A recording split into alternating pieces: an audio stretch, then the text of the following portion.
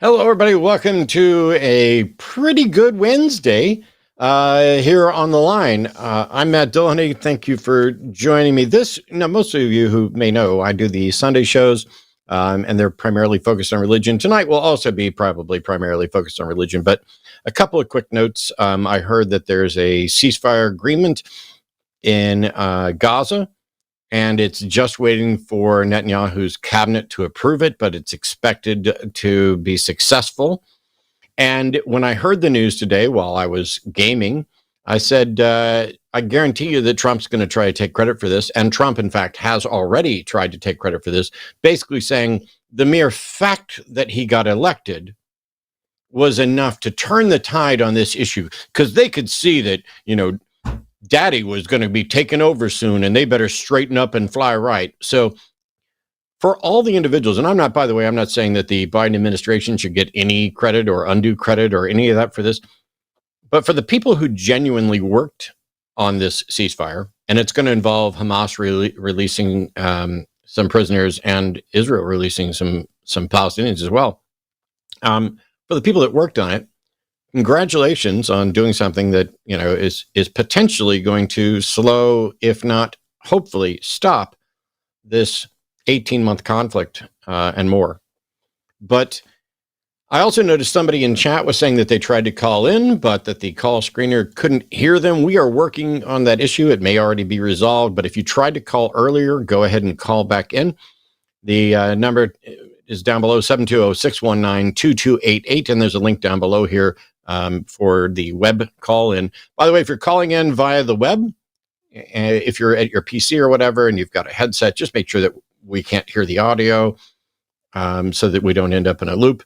But if you're calling in on your phone, please remember that you should probably, if you've been on hold for a little while, you'll have to tap to wake up your phone, and you may have to tap the browser even after waking up your phone, just to let it know, hey, I'm talking now and you should use my audio stuff. The web client has been working, but it's also occasionally problematic. And please remember, there are delays here. So really quickly, I've been doing call-in shows and debates for 20 years. It'll be 21 years this year will be the 21st year of doing it. Anyway, I'm often referred to as a former minister. That's not correct, and I always try to correct it. I've also been referred to as, Matt went to seminary. That's not correct, and I correct that. It's one of those things where I was able to preach, even though I wasn't a preacher. That was the path that I thought that God wanted me on, as did the members of my church, as did my parents, or at least my mom. My mom heard from God, but evidently God was either wrong, or it's going to eventually I will return to the fold and become a preacher if her views are correct. But I always took this stuff seriously, or mostly took it seriously. There were, of course, periods of time where I wasn't as serious, but I took it seriously enough that I expected that others were doing the same. The amount of time that I spent investigating the origins of Christianity and religion in general, and studying the Bible, and being able to defend the Gospels, I took 1 Peter 3:15 very seriously. That I needed to be ready at all times to give a reason for the faith that was within me, and the Great Commission as well, which is just another version of kind of that same thing. That inspired me to be the best Christian I could be and come up with the best defense for my religion. Inevitably, I found that was either not possible for me, maybe not possible for anybody, but something that once I learned more about the subjects, became increasingly difficult to even attempt. And after 20 plus years of doing this, it seems that there are very few people who truly understand or can describe what it is they believe. Like, I am convinced, of X. And so they'll think they're making a clear statement like, I am convinced that there is a thinking agent being outside of space-time that created and sustains everything. Cool. That is a vastly superior starting point than most callers to these shows over 20 some odd years. There are some exceptional callers that do have an ability to say, here's what I believe. And then when you get to the why, I find that most people don't really understand why they believe this, and not just religious stuff. I think that most people would have a difficult time explaining why they are convinced of most things, including things where they're convinced because, oh, there's actual hard physical evidence. And the world is changing in some ways that I think are incredibly negative, to where we reject the findings of science. We reject anything that comes from, authorities and governments and universities and, government funded studies. And so we're living in a world where there are people who think that the earth is flat, despite the fact that we just did the final experiment. They're just calling it a hoax, a fraud, any number of different things. And a couple of people have changed their mind. But people don't know what they believe, aren't able to explain why they believe it, and aren't able to explain why others should hold those beliefs. And even fewer can adequately explain what sort of justification might be required for any particular belief. And while the justification process is going to differ depending on what the claim is, it would be nice if we had taught people not just critical thinking, and not just, potentially skepticism, but sound epistemology of how do we know what we know? What qualifies as a justified belief? And because of that, the conversations on the shows get incredibly frustrating. And so while we will be eagerly waiting for folks to call in specifically to defend their God beliefs or their supernatural beliefs of any type, or any position on which we might actually disagree. And by the way, my guest tonight and I might not agree on everything, and that's okay. At no point is there required to be complete lockstep agreement on things. But if the caller can't explain to us why we should believe, we're left with, okay, just saying, I'm not convinced. And this tends to frustrate people because, and I get charged with this all the time. Matt doesn't make any arguments. Matt just says, I don't believe it. I don't believe it. I don't believe it. Actually, I do quite a bit more than that, so you can straw man me all you want. But if what I've done is point out why what you've said is something that I wouldn't accept, I'm also pointing out why I don't think anyone should accept it. If you say you believe you're going to win the lottery because you've got your lucky rabbit's foot, and I say, I don't believe you're going to win the lottery, and I don't believe your rabbit's foot is lucky, can you demonstrate how and why you're convinced that it's lucky? And you're like, well, every time I rub it, I feel better. And one time when I rubbed it, this good thing happened. And we can talk about, causality and, how to test to determine if there's a causal connection between things, and cherry picking, whether it's just this one time or all the times. And at the end, I'm just explaining why I'm not convinced and why I don't think you should be convinced, or why I don't think others should be convinced based on what you say. So we're interested in having people call in to defend their religious beliefs in particular, if they think they're true.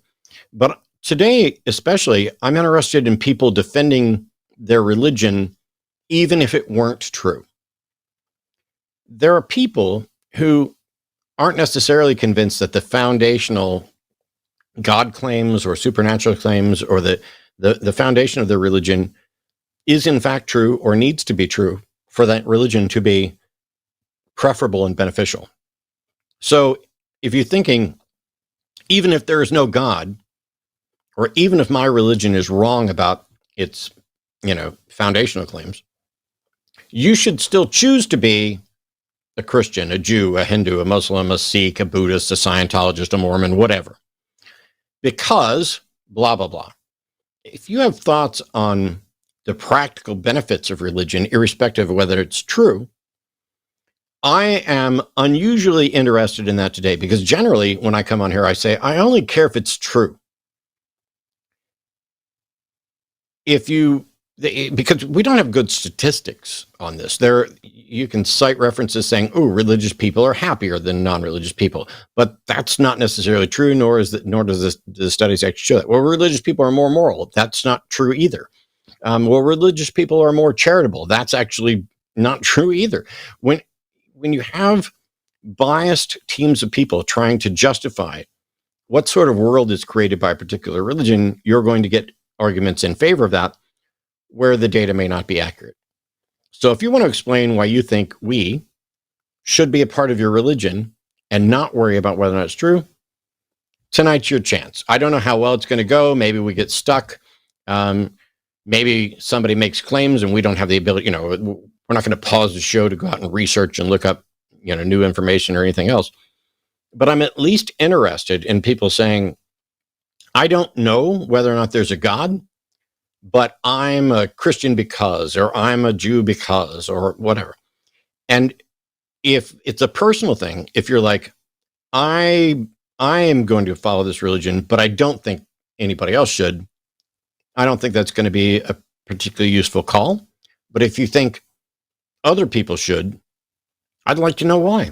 If you have a reason for following a religion that we should accept that isn't because it's true, I'd like to know. So joining me this week is Dante Lamar. Darante is a former charismatic pastor, an increasingly more frequent guest here on the show with me, which tickles me pink and the audience loves as well. How are you? I'm doing wonderful, man. Glad to be back on the show. I tell you, it's, I've done this for a while, but you spent more time legitimately in ministry than I ever did. Do you remember a time where you could say, I believe this for this reason, and you should too, that wasn't merely the internal jargon that we used as believers to talk to each other?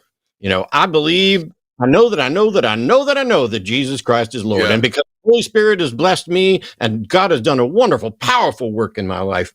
Can you remember a time where you identify it and defend it? I cannot remember a time where I was actually able to defend it sufficiently. It was always based on faith. It was always based on the idea that if you trust God, he will show himself to you. And I would, give people all the reasons why they should trust God. And it was, of course, always based in the word. I never really realized then how much of my defenses for God was based off of presuppositional stance. Like I tell people today, like when I was introduced to God, I already believed that God was and that God was good. Even before I even became a believer, you know what I'm saying? Those things were already kind of indoctrinated into me culturally. And so for me, I didn't even feel the need to give a defense. It was almost like a subconscious understanding that if I say the right words and pull on the right emotional strings, it's going to be enough because you're a part of the same cultural zeitgeist that I am. And honestly, when you think about it from a media perspective in movies, you're kind of bombarded with it, So no, there was never a time that I really had something to pull on defensively. I always depended on the Spirit of God. The Spirit of God will reveal it to you. And because I am so good at reading people, I could say little small things that would make people feel like, ooh, God is doing something, So, there must be some truth to this.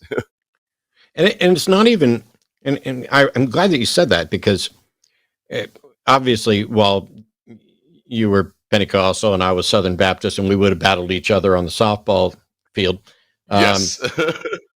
We would have still been, hey, they're mostly right. They just got this little piece of doctrine wrong. But the methods were very similar.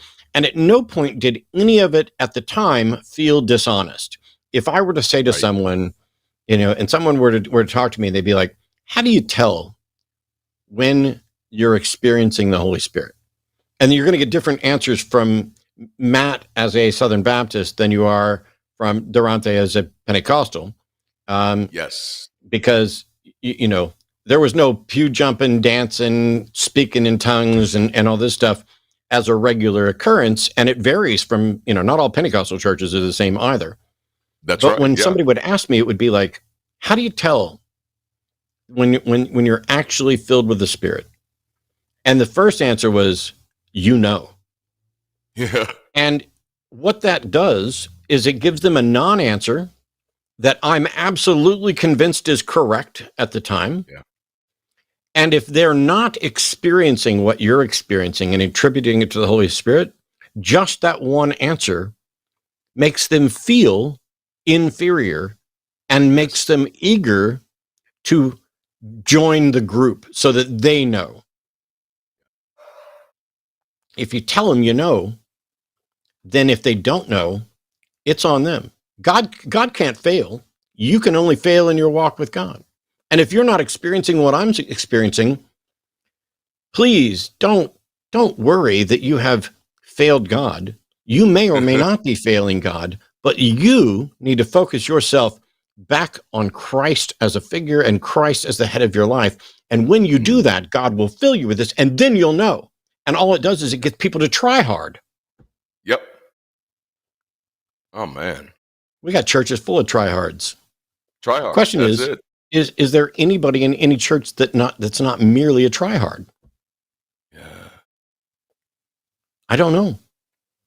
When I started kind of trying to defend my beliefs and finding that I couldn't, the more I learned about the nature of evidence and what we should expect in a God claim and how absurd the world seems if this were actually if there was a divine, wise creator and sustainer actually governing this planet.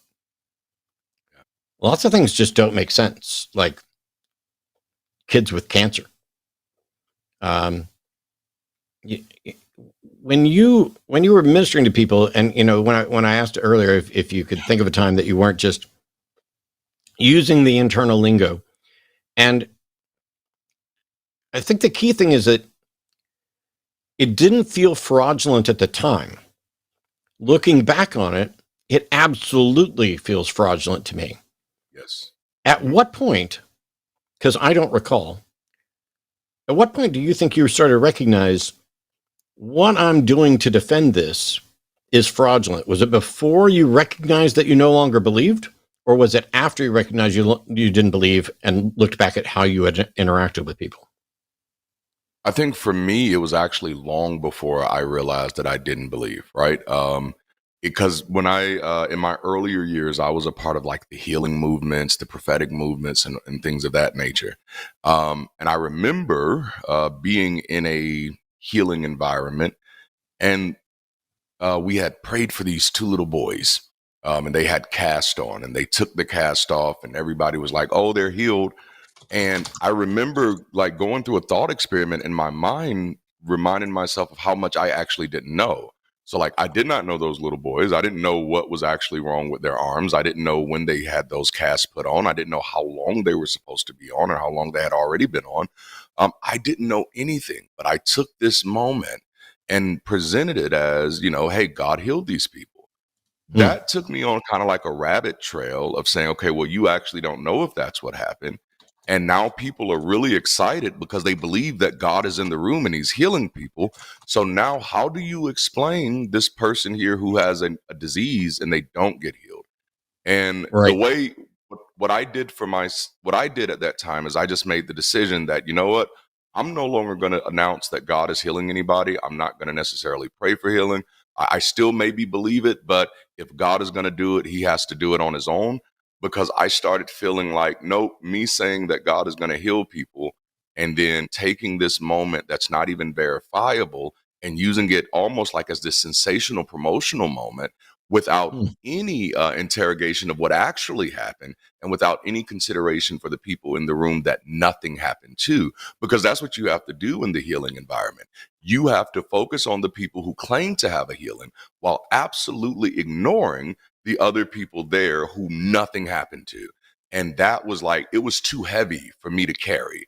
And so that's when I started separating from a lot of things while still remaining in the faith. And so it was very interesting. Did you,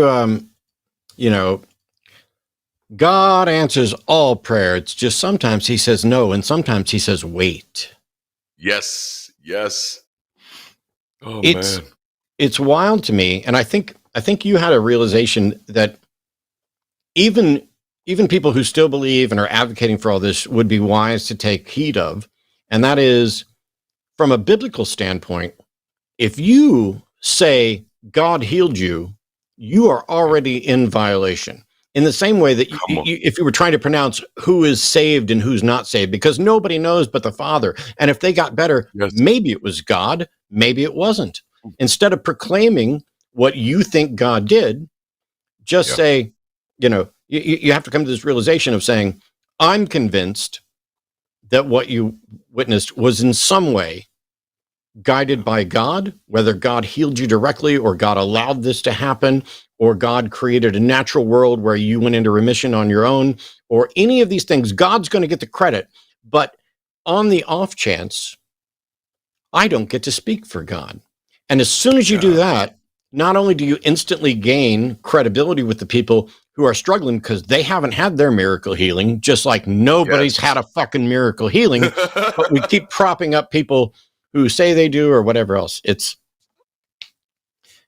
Anyway, I find that kind of intriguing that at different points, different people of different faiths come to realize certain aspects of what they're doing is either not in accordance with their own understanding of their scriptures or incredibly problematic. And so they make adjustments. And I'm wondering, isn't that how we ended up with 1,000 different Protestant denominations? That because somebody had a crisis of conscience, they reformed their particular movement to alleviate their crisis of conscience. It's not like God came along with new information. Right. I'm wondering,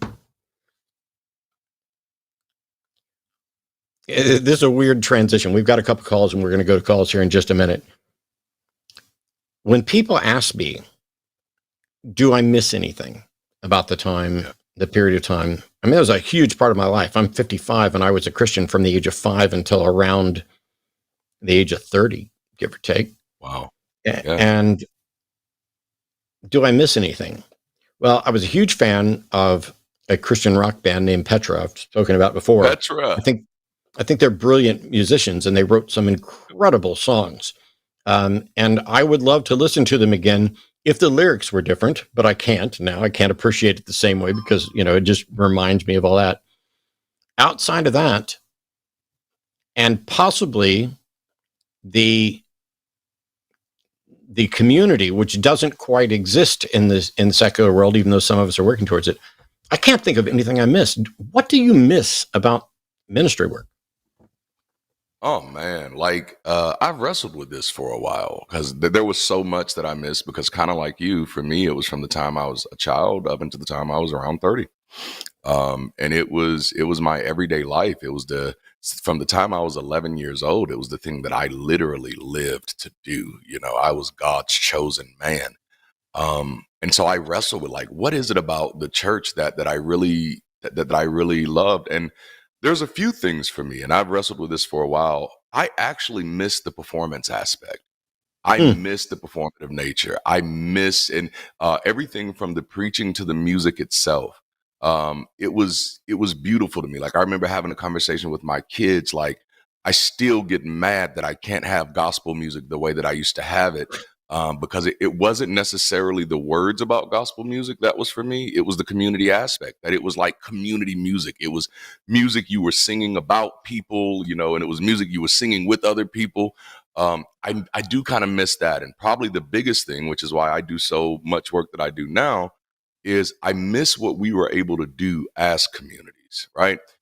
So when somebody is going through a hard time, it was very easy for us to either raise up an offering or Right. Give some gifts, or if you find out there's something just happened in the community and you want to pull the community together. It was nothing to get a few people together to go out and feed some people who were less fortunate, to put on something that was of benefit to the community. And so I think that's those are the biggest things. I miss the art, the celebration, the community, but it's also the things that we were able to do as a community because we were together, and that was really just make a tangible difference, even if it was small in many ways. And I know the Southern Baptist like their organizations were really big about that. Their associations, having the shelters and the service centers and the the disaster relief stuff. Yep. Those are the things I miss. It was, and yeah, one of the things is that I'd never say religions. So religions, I don't think have done any good for the world, but people on behalf of their religions have done much good for the world. And yes, sir. The problem is that I think what religions are really good at doing is co-opting people's fears and motivations and their desire to do good and giving them a justification and a drive to do it. If you're in church and they show up for the Lottie Moon offering, some of the people who are there are going to be guilted into donating. Some of them are going to be doing it because they're naturally more charitable. Some of them are going to be doing it because they think it's going to please God for them to do it. And then you get donations. You get to dip into all of those things, but the guilting aspect of, look, everybody else is doing it. If you were right with the Lord, you would have already done it. Yep. Really? You're just going to put $5 in that plate? Are you kidding me? Didn't you just pay more than that for a coffee the other day? Oh, you're in my head back then now. Yes. It's one of the reasons why I'm terrible at asking for money now. So by the way, everybody like, subscribe, support the line at patreon.com/call the line. You can support me at patreon.com/atheist debates. And you can go to YouTube or at Dante Lamar and you'll find Darante's channel and support him there as well. We got some callers calling in and I'm interested to get to them. This one's not the topic for tonight, but since you're here, let's give this a shot. Michaela, pronouns they, them, is calling from Georgia. Welcome, Michaela. You've got a question for us. Yeah. Glad to be back on the show. Simply, I called here before, and essentially, I'm a Black person who I deconverted Christianity began in 2024. Yeah. And I've been an atheist for like a whole year, right? And now I always felt connected to my culture, but I never really felt connected to my people. And now that I'm an atheist, I feel now I feel even more disconnected from my people, because it's like, I was telling my cousin about this a few weeks ago. It's like a big chunk of my racial identity feels like it's been erased. And I really want to pick Darante's brain about this, because it's like, absolutely, as an atheist, I would ask real quick, Michaela, just so that I'm clear, when you say that you feel attached to your community but not your people, can you explain that distinction? I think I understand. I'm not trying to criticize. I just want to make sure I get what you're talking about.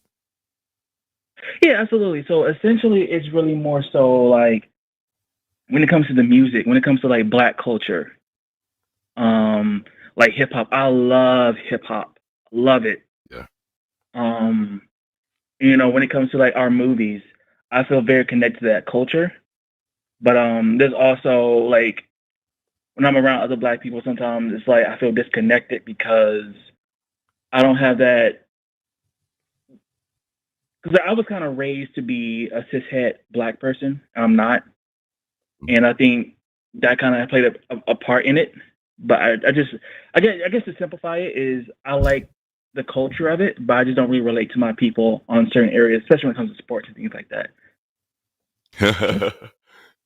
I get it. I get it. Okay, so I completely identify with that struggle, and allow me, if you will, to give you some of that history back, right? Because I definitely know what that like. What I often remind people is that much of Black history, from an American standpoint, has been Christ washed, right? So just to give you some perspective, when you look at what we call the civil rights movement, we think of two people, Dr. King and him getting the civil rights movement from Mahatma Gandhi. That is 100% inaccurate. Dr. King got the civil rights movement idea from A. Philip Randolph, who had been working on the civil rights movement since the 1920s. A. Philip Randolph was a Black atheist. The movement, almost every movement we've had in this country that has been for Black people's rights has been led by Black non-believers, agnostics, and skeptics. I'll start with Hubert Henry Harrison, who was also from the 20s. They called him Black Socrates. He was an adamant atheist. Man wrote so many books. Please check him out. But then there was Bayard Rustin, who also worked with A. Philip Randolph and Dr. King, who was not only a non-believer, but was also a person who was not cis hetero. You also have James Baldwin, who was not a believer. And many of us know about James Baldwin, but James Baldwin indeed was not a believer and was very vocal about it. Langston Hughes, another one, not a believer, very vocal about it. The truth be told, the people who have done the much in our community, for our community, have always been the people who separated themselves from belief, including the Black Panther Party, of course, who we see them more so in the 50s, 60s, and 70s. This is one of the first groups who actually created an organization that fed children. That came from their non-belief, not their faith. And so it is difficult, but I want you to understand that the only reason it's difficult out there is not because you can't relate to your people, but it's because your people's history has been crushed from them. We have an obligation to set our people free. And I'll end it there so I don't get too Black power, Black proud up in here. Wow, Darante. I gotta say, what you just said, you just blew me away. I did not know that. I did not know secular Black people were involved in these movements. And yes, indeed. Another thing is like, I've talked about these people before on the line. I've deconstructed this organization. But I guess so. Okay, so I'll put it like this. My own, atheism. It's kind of affected. It doesn't affect my relationships too badly. Yeah. Because my mom, she's a Black Hebrew Israelite, and a few weeks ago, yeah, you got a whole nother mess going on. Yes, yeah. yes. And so, we went down to the Black Hebrew camp in Riverdale. And the things I saw there, I kind of feel bad for these people because I walked in there. The security team is like very deep. They frisk you when you walk in if you're a new member. And Yikes. I walked into the the area where the congregation sits, and I was just really shocked by what I saw. I saw this AI generated image of like white people in chains because they believe that white people, Asians, I think Middle Eastern Indian people are going to go into slavery when Jesus comes back. So that's why I don't believe in this, because I think that's fucked up. Absolutely. But yeah, like what I saw, what these people told me, like trying to tell me that you're familiar with the Dark Ages, right? Oh yes. Okay, so they're trying to tell me that the reason it's called the Dark Ages was because Black people dominated Europe, and King James was a Black man. Yikes! Yeah, I am definitely familiar with all of this. Oh my goodness! It's bad enough that we take an incredibly terrible period of time, and then try to manipulate the fact that it's called something in order to bolster something. That's just weird. I'm sorry, it just struck me as odd. No, you're good. No. I'm very familiar with this. There are a lot of fringe sects out there, fringe beliefs, Hebrew Israelites, Nuwapians. Like it's a long list. But yeah, it's scary. It's sad. It's disheartening. At the end of the day, I think the biggest problem for me, because of the condition our community in, we just can't afford these type of useless distractions, and that's what those type of groups are. There's simply no utility in the beliefs that they hold. There's no utility in the things that they do. And it does break my heart that so many people feel like they need to go that way. But that's why we're out here doing the work, so that we can make it more comfortable. Because I promise you, there are more people out here who don't believe this bullshit than are that do. They just don't have the safety, And that's why I'm going to be as loud as I fucking can. I'm sorry for cussing. I'm going to be as loud as I can. I'd be fucking disappointed if you didn't. Safe for people. Yes, we got to make it safe for people. That's what's going to make that change. And I promise you, it's like when at the end of the Wizard of Oz, when the witch dies, all the people break out the little costumes and they come out. That's what's going to happen when we make this place space for people. I think we're all going to be surprised that there are a lot more non-believers out here than we expect. They just never felt safe enough to say so. Absolutely. Because one thing I'm doing, because I feel like I want to get involved in it, so I'm making my own YouTube channel. Yeah, I set it up already. I haven't uploaded anything yet, but I think I found a good name for it. I'm calling it Constructive Deconstruction. Oh, nice. I ain't mad at it. I ain't mad at it. You know, I kind of want to specialize in talking about, you know, here's how we deconstruct from Black Hebrew Israelites. Because my whole thing with them is that I feel like they have this very valid anger, but in their very valid anger, they decide to think like their oppressor instead of creating a more equitable society. Absolutely. And and these past 2 Mondays, I've had a very bad experience because, you know, because Hebrew Israelites, they operate in different camps. And so there was this Deacon Genesis guy, you know, I told him straight up, like, hey, I'm not an expert. I'm just a person who's not convinced, right?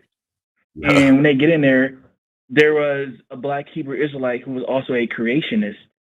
And he started throwing all this pseudo nonsense at me, talking about, oh, well, Native Americans, they only share 14 or 38% of their DNA with Siberians. So they're not really related to Siberians. And they actually came over here from Israel on boats. So which one is more rational? Okay. Native Americans from Siberia or Native Americans that come from Israel? And I'm starting to think about just canceling my calls with these people, because every time I bring up some information, because like he told me, like, hey, can you explain how Clovis people related to Native Americans when they were all wiped out? I give him the information that shows that the Clovis people actually continued, and he completely changed his stance. And so I think I'm just wasting my time with these people, but I'm only doing it for my own investigation on my YouTube channel.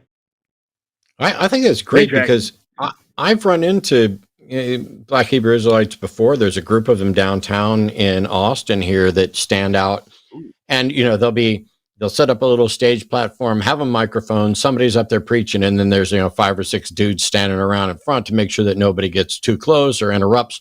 But they're also willing to engage with passersby in a manner that I don't recognize. Like, as a former Christian, the way that, now granted, I'm a random white guy walking down the street, the way that they interacted with me is different from how I would have interacted with anybody as a representative of Christ. And I have to recognize that some of that's because let me do a little mini sidetrack here, Michaela. I have 23 bucket loads of privilege. I recognize this. I'm a cis het white guy, middle class, blah blah blah. Just make a list of all the areas where I'm not suffering or potentially suffering. But I'm also a little strange in that I don't care about my heritage. I know some things about my ancestors.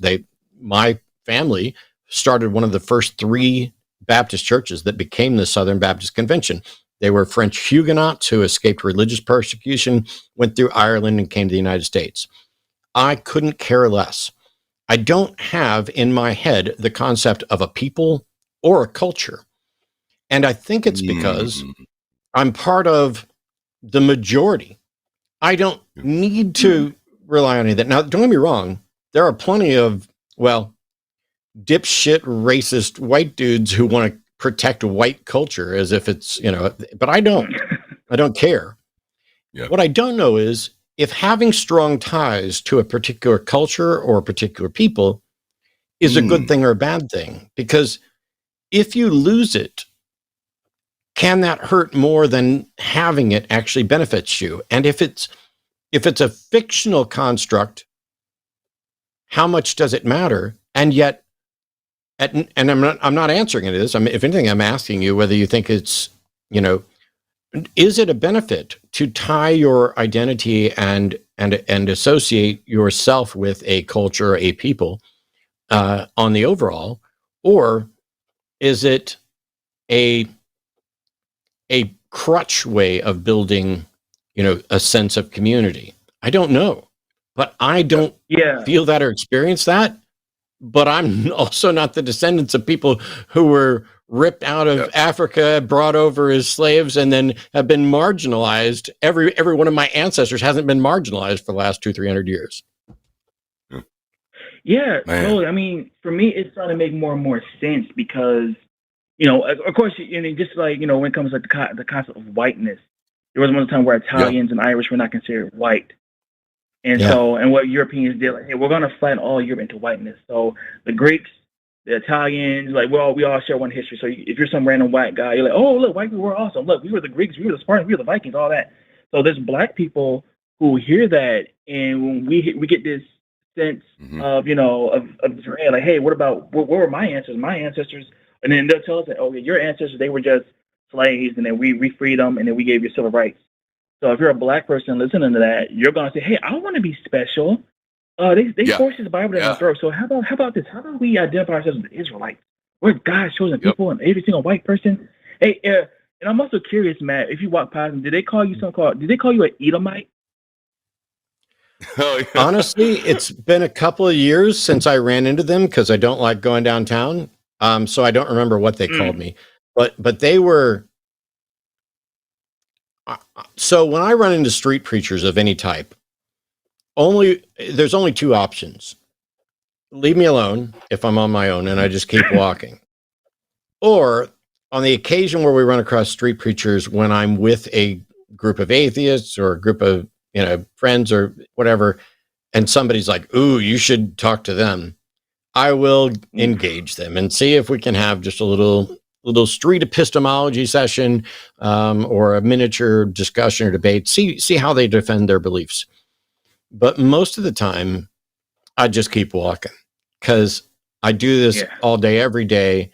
And if I'm downtown, I'm probably going to Esther's Follies or I'm going to dinner. And I don't have time for you to explain to me how, you know, you're the secret descendants of the God's chosen people. Yep. Right. That's totally fair because it's like, I get what you're saying. I wish I don't really run into him. I ran into him at my job one time, but I was at work, so I couldn't engage with him. But the thing is, the reason I bring up the Edomite is because, you know, they believe all white people are descendants of the Edomites.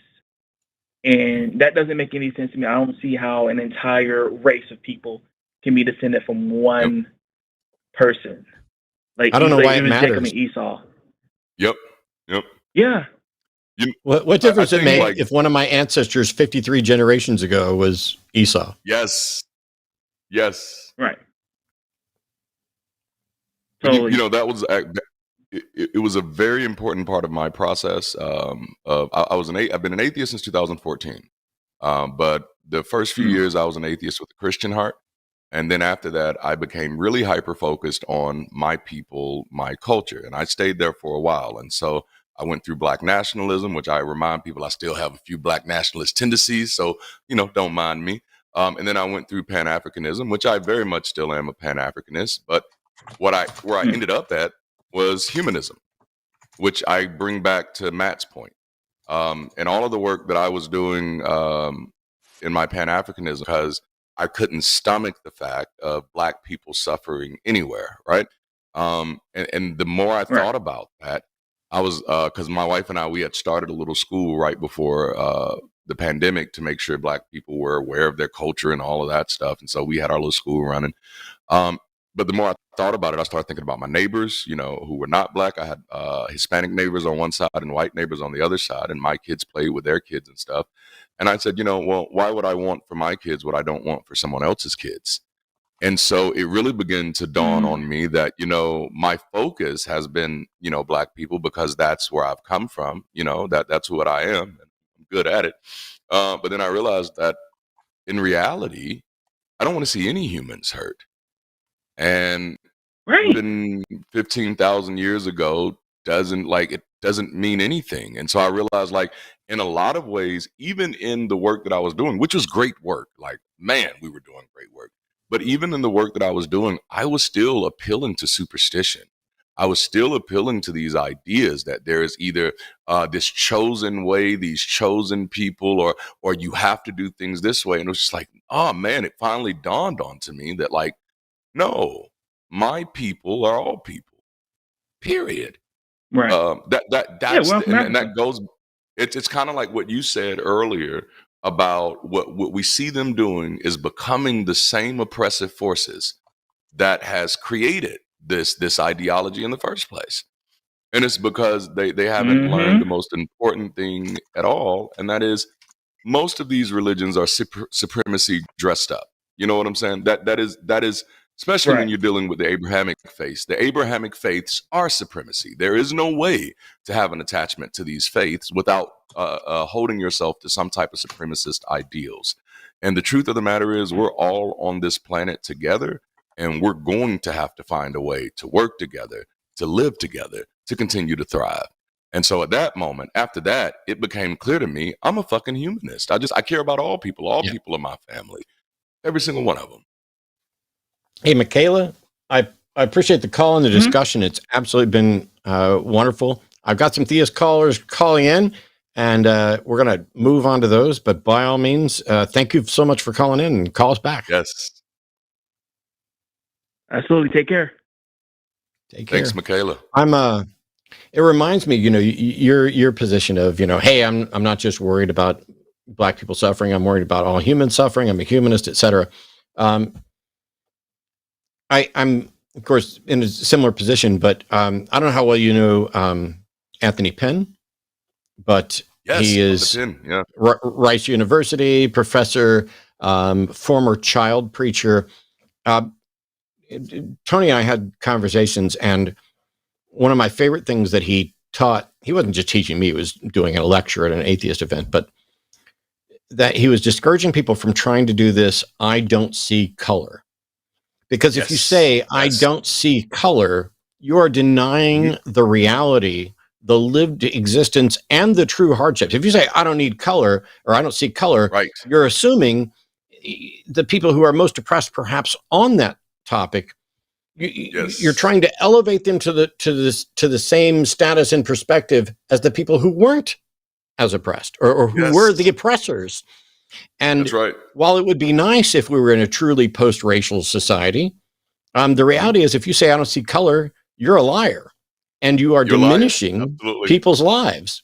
It's better to say, I do see this, and I see the harm that's been done because of it, and I would rather spend the rest of my life standing in opposition to that harm than to pretend or to convince myself or somebody else that it didn't happen or doesn't matter anymore, because it still does. Yes, absolutely. That's Tony Penn. I had a friend when I was still a believer who told me that one time, and he said, you know what, I don't see color. And I had to let him know, then you don't see me. And you're actually admitting that if you did see my color, it would be problematic for you. And that's not a compliment for me, I think I get to that place that we can appreciate each other's colors, that we can appreciate each other's differences. It is a part of my lived experience. It informs who I am and how I approach the world around me in the same way that everybody's kind of does, though. But I think I find that beautiful. Maybe it's because I'm a creative, but I don't need to not see somebody to see somebody. I want to see you as you are. I want to know who's in my life, and I want to know how your life has been different from mine. It gives me a greater appreciation of what it is that I'm living in. I think I just had a mild epiphany of how to take what Tony taught me and spin it on a different subject, which is the people who call in and we ask what their preferred pronouns are, and they're like, I don't use pronouns. That's the same as saying, I don't see gender. Yes. And you're a liar because you do use pronouns. And you're ignoring the fact that overwhelming harm's been done and is continuing to be done to one marginalized group of the community. In the case of trans folks, less than 1%. So, Michaela included in that. But they've been used as a boogeyman to scare people into putting the fascists in. We're watching the confirmation hearings this week for Trump's proposed cabinet members and appointed positions.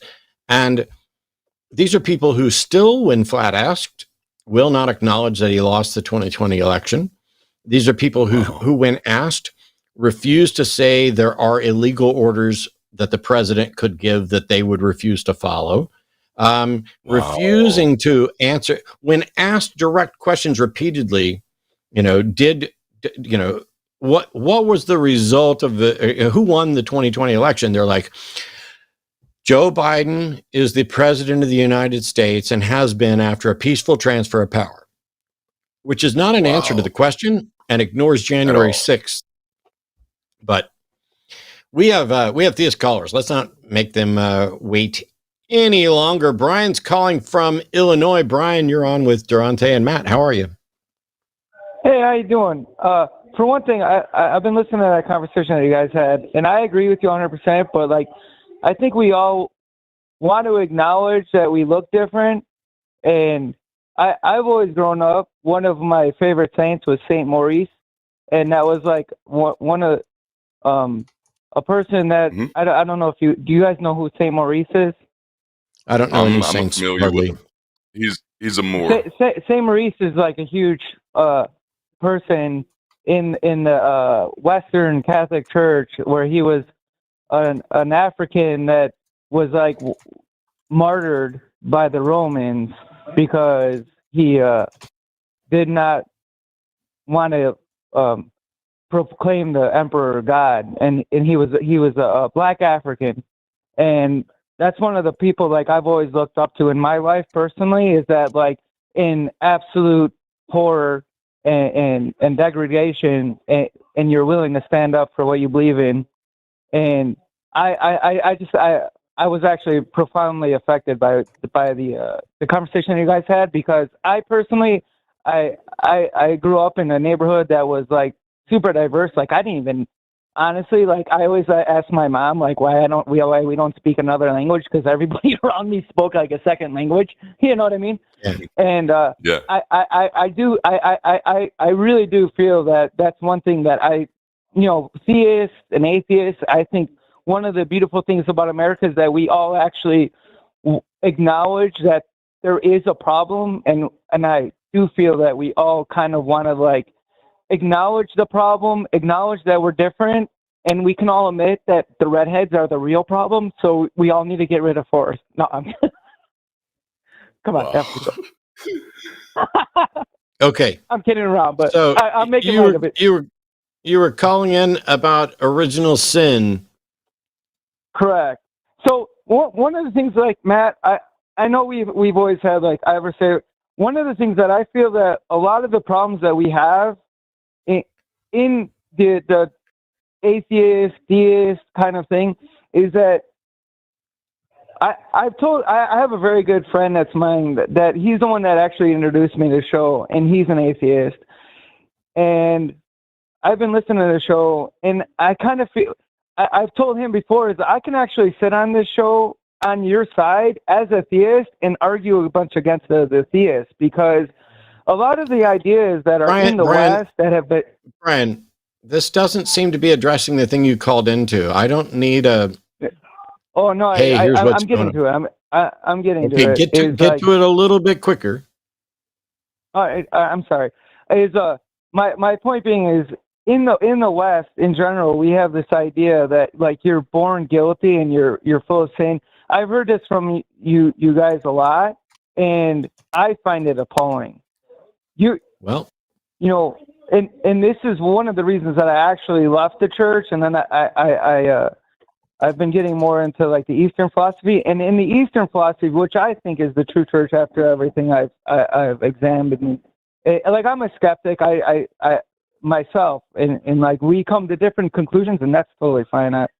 But my point being is like one of the things that I hear you guys say a lot is there's two things that I hear on the line a lot that I find I know I'm getting to it right now, is original sin, where you're born guilty and that you get sent to hell. Those are two things that are not actually part of the church teaching. Even in the Catholic Church. Hang on. Yes. I don't care what you think or don't think is in church teaching, because there's lots of churches. Is it in the Bible? No, it's not. That's what my point being is like I've never read Romans 5:12 to me. I don't have my Bible on me. I'm a terrible exegesis person, so like I have a terrible memory. I think of abstract things.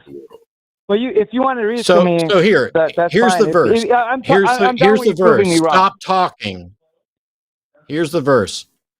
Wherefore, as by one man sin entered into the world, and death by sin, and so death passed upon all men, for that all have sinned. Correct. So the meaning of that is this: unfortunately, is unfortunately this. This is what they're talking about. Brian, before you tell me why you think you understand something different from the bulk of churches, why should anybody care what your opinion is on it? Okay, so it's not my opinion. That I would agree with you. If it was just my opinion, and that's kind of what I'm talking about, is in the West, everyone's become their own pope, and they think this is like, I've read a lot about this, and in the majority of the Orthodox, and when I say Orthodox, I can include the Catholic Church in that. When I include is the idea up until I think it was Thomas Aquinas, where the original sin stuff is, for example, unfortunately, whether we like it or not, there's kids that are born to there's kids that are born into yes, sir. Brian, can I ask you something? You said it wasn't your opinion, right? And then you said you read a bunch of stuff, right? The stuff that you read, was it other people's opinions? Any of the stuff you read, was it the person, what you read, was it the person who wrote the book of Romans? Or to add it a little, more context, was it any person who was a contemporary of the person Stop who wrote interrupting, the book of Romans? Brian, or I will put your ass on hold.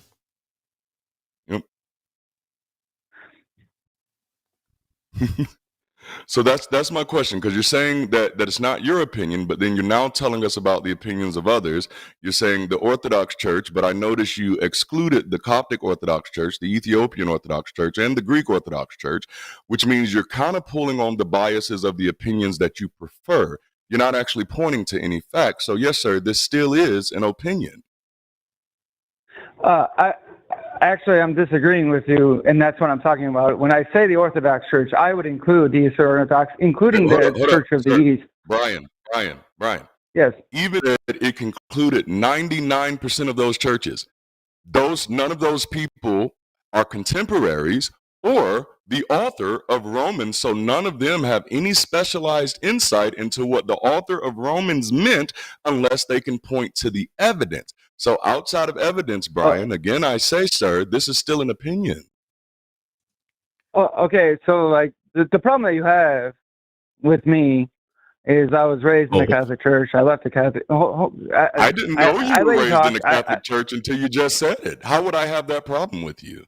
I thought I said that a couple times, but I understand. Like I've called in a bunch of times, but my point being is actually one of the things that in the Catholic Orthodox Church. Brian, I don't care what the Catholic Orthodox Church does, sir. What I want is some evidence, homie. Can you give me some evidence? If you say Catholic Church one more time, it tells me you actually don't understand the words that are coming out of my mouth. And what I'm telling you, if you said Pope Henry VIII himself said that he knew what this said, I would tell you that is Pope Henry VIII's fucking opinion. So please give me something other than your preferred opinion, sir. I don't care who you think is telling the truth. I want to know what the evidence is. Can you point me to some evidence? Say yes or no to some evidence. I'm like I said, I'm sorry. I'm not going to See, you can't even say yes or no, Brian. Come on, man. Can you point me to some evidence? Yes or no? My friend, like I've let you talk, so just let me talk. Okay. Now your ass is on fucking mute. You are never, ever, ever, ever, ever going to disrespect my co-host, no matter who it is, by pretending that you allowed them to talk, motherfucker. So first of all, you have incredible unorthodox views that deny basic things within the Bible. Not only did you not address the first passage from Romans that I talked about. In Ephesians 2, it talks about we were by our nature deserving of wrath. And there are a bunch of other verses that all get to this notion that by one person's sin was brought into the world, and that we are all dead in our sin until Christ raises us to spiritual life. Now, you're calling in to say you have a problem with original sin. I'm going to unmute you now and tell you something that's very, very, very important. If you have a problem with an original sin, take it up the fucking church and the people who are advocating original sin, because that ain't us. It's not the Orthodox Church, and I would agree with you, and that I already have like a million times. I argue with you don't fucking listen. You don't fucking listen at all. You don't fucking listen at all, Brian. And this is why every call like this goes terribly for you.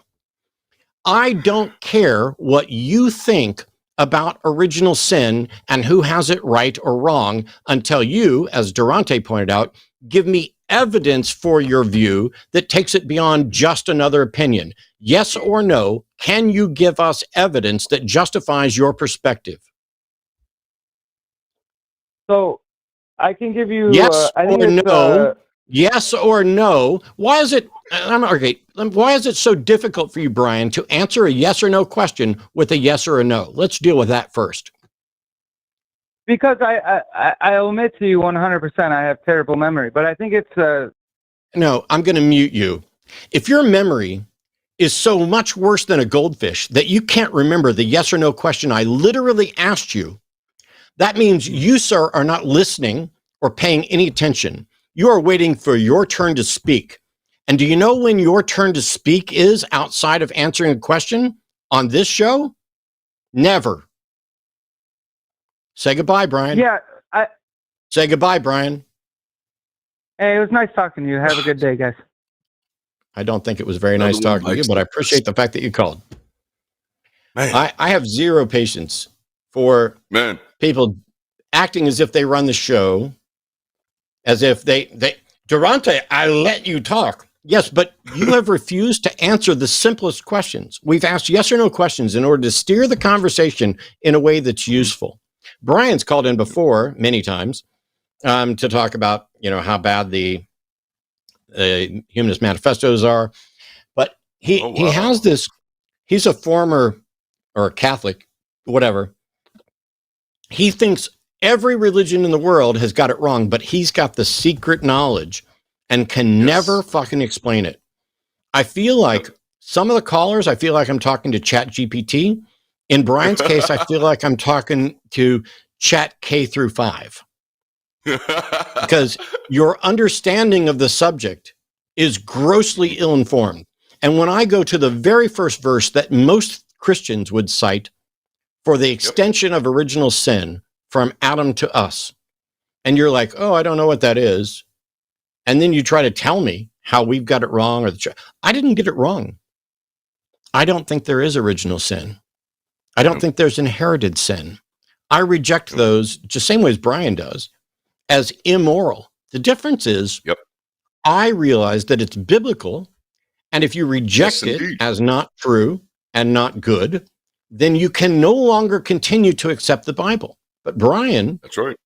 Brian wants to cherry pick and say, ooh, if I interpret this way, and if I tilt my head to the right and close an eye and look at it this way, all of a sudden, everybody's wrong about original sin and we're not going to go to hell. Well, congratulations, Brian. Darante and I agree with you that they're wrong about original sin and that we're not going to hell. Call someone who gives a shit. Call someone who's getting it wrong. Man. That's ridiculous. Oh, it's Here's crazy. Don't worry, Landon, we're coming to you in just a moment. I want to do my job here. So first of all, huge thank you to everybody watching. We've got more calls. We're going to get to more calls. There's more theists on the line.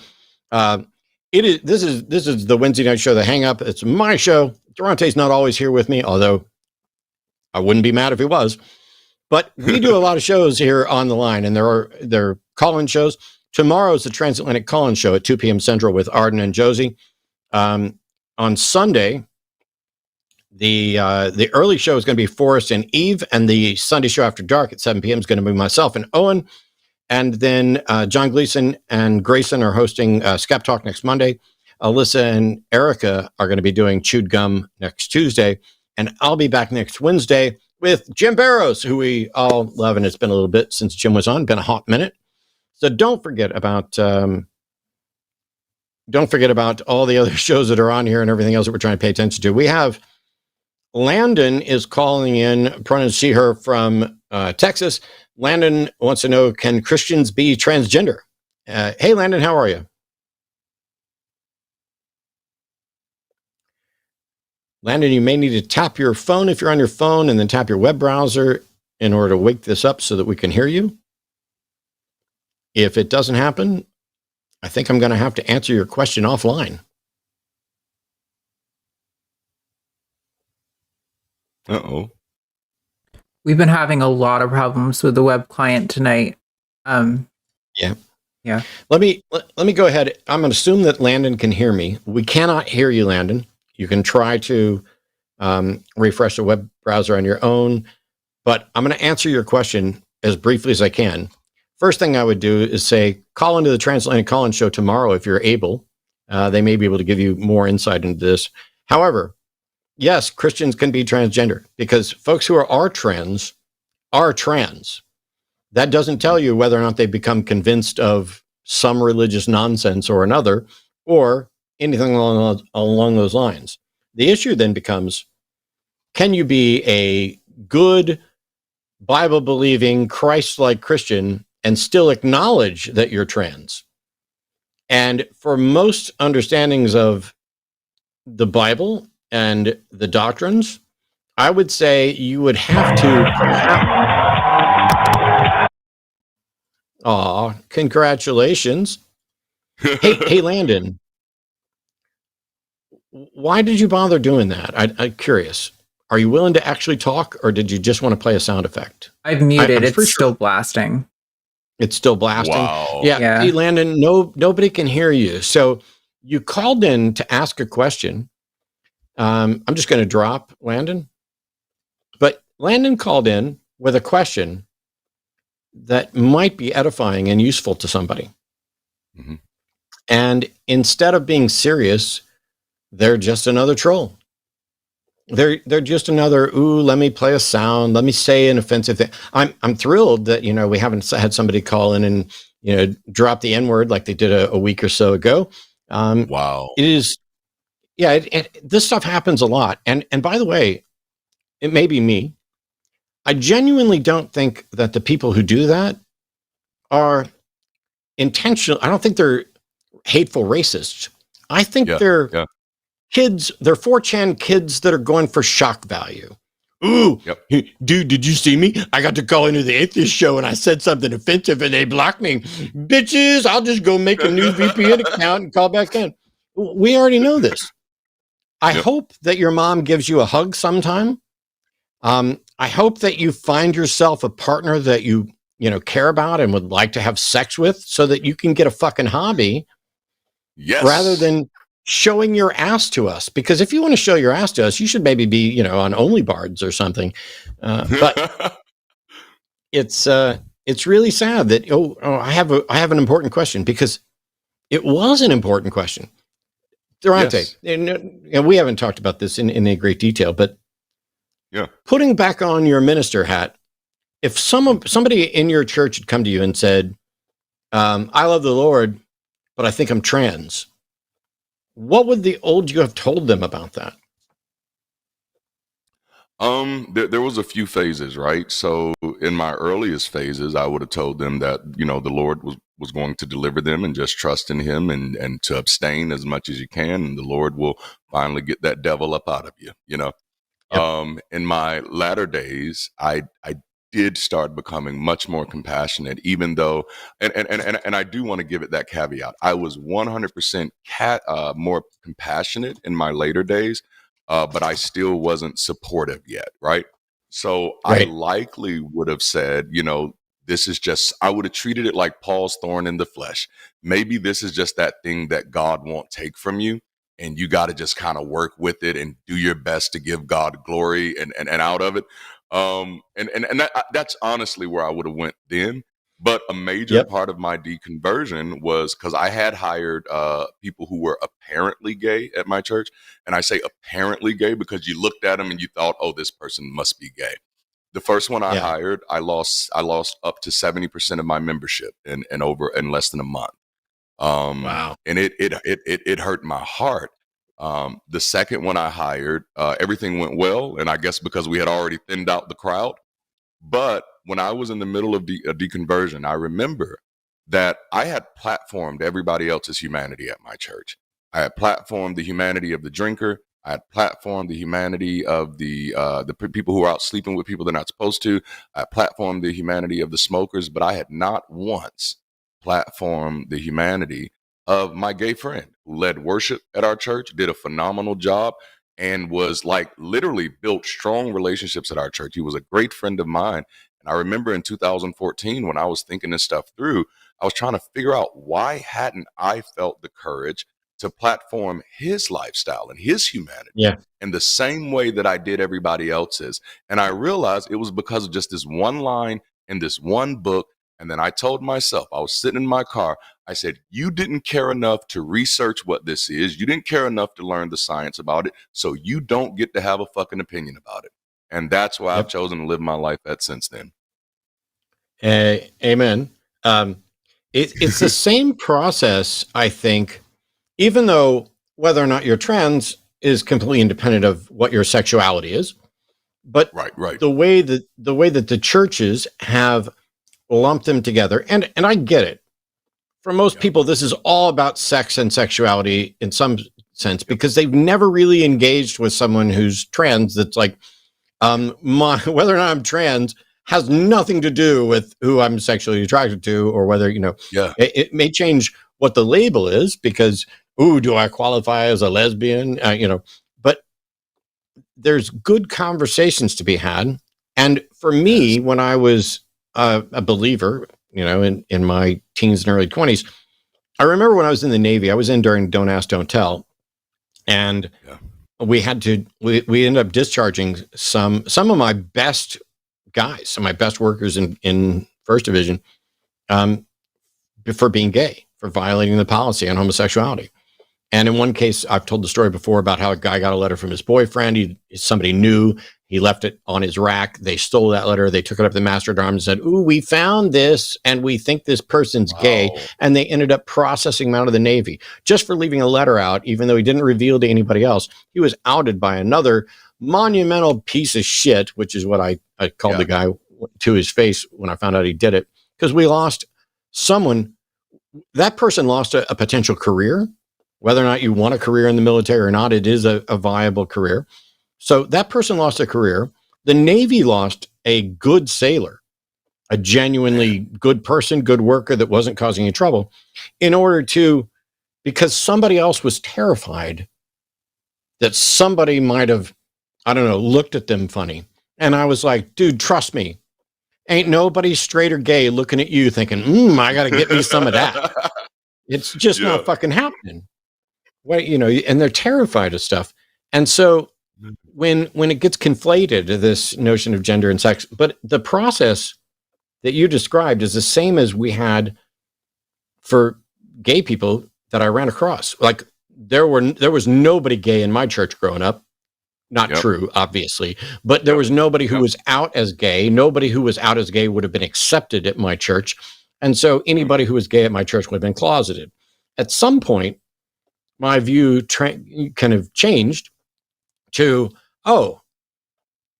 maybe it's wrong to tell people that it's wrong to be gay. Maybe we need to tell them that this is just an obstacle that God put in your path and, you have to get over it. And then maybe it became, hang on, maybe God didn't give you this obstacle and he's not waiting for you to get over it. Maybe this is who you are and God may or may not be okay with it, even though the Bible is very clearly opposed to it. Because that's when you start going, hang on, the Bible doesn't treat men and women as equal. They can't own property the same. They don't have the same rights. Their testimony is not the same value. They're not worth the same when they're slaves. By the way, why are we talking about how much each individual slave is worth and why a man slave is worth more than a woman's? You go through all this stuff and you're like, okay, there's clearly some things in the Bible that got it wrong. How do I know that it's not if a man lies with a man as he lies with a woman, they've committed an abomination and are deserving of death. How do I know that verse isn't one of the ones that got him wrong? And that leads eventually to, how do I know any of them are right? Yes.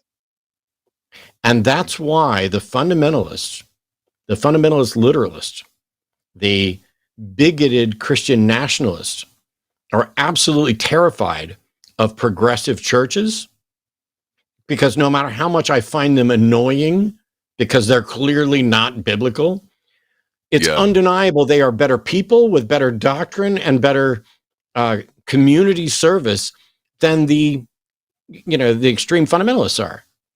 And once you start recognizing that stuff, then you realize this is why they're afraid. This is why they have to hold up a transgender boogeyman. This is why they went, they went after gay people until they just couldn't anymore. Gay marriage is now acceptable, although they're going to try and fight it. There are gay members of Congress, or everybody's got a cousin who's gay, a friend who's gay, and it really frustrates them, just like it frustrates the KKK that you and I can have a conversation and be on equal footing, or actually unequal footing, because you know a lot of this shit way better than I do. It frustrates the shit out of them. And so they have to reel, against it. How dare they? They're coming for you. And they lie. They're coming for your children. They're transing your children. They're going to make you gay. They're going to take over everything. All this woke mind virus. When really what we're talking about is humanism and compassion. Yes. Sermon over. We got called. Science. I get it. It is definitely not. I love it. They're doing rocket surgery. Alex in Illinois, Alex, the theist, calling in, saying there was someone or something that created the world, but I'm not quite sure that there is one God. So, hey, Alex, how are you doing? You're on with Darante and Matt.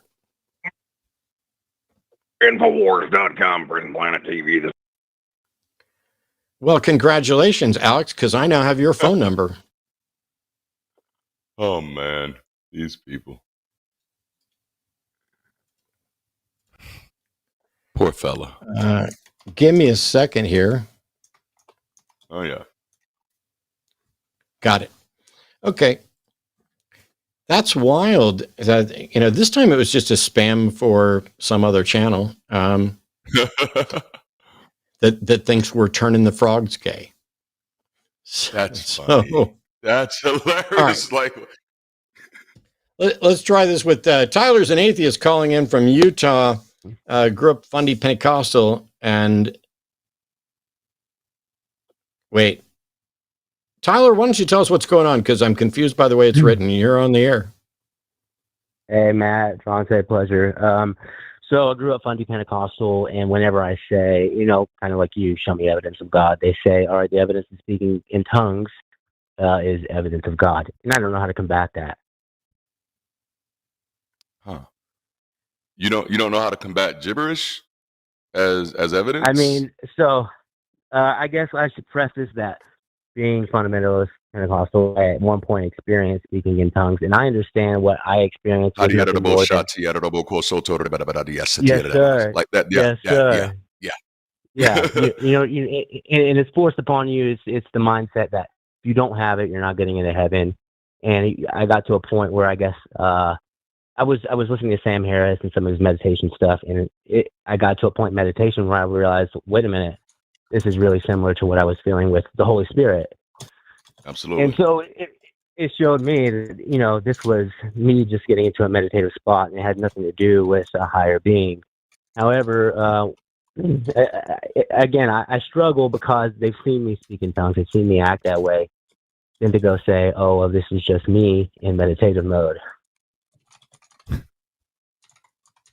Interesting. Okay, so what is it that you want to accomplish with them? You want to be able to want to be able to combat the idea that speaking in tongues is not evidence for God. Correct. Okay. Well, that one's actually fairly easy. You know what I'm saying? You would just say, okay, how is you speaking some gibberish evidence for the existence of a God? One of these things is not like the other. Right. Evidence is evidence, right? So like right now, I just spoke in tongues, like with no problem. Like I can do it well, but yes, how does that equal a divine creator who created the entire world and established a man and a woman.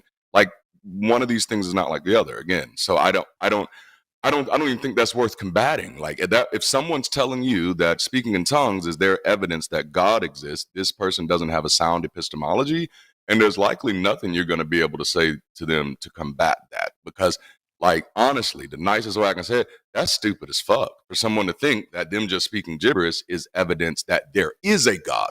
To think that you having this feeling is evidence that a God is doing something for you, I can see that a little more. But even then, you still be presupposing the existence of a God that you don't have evidence for.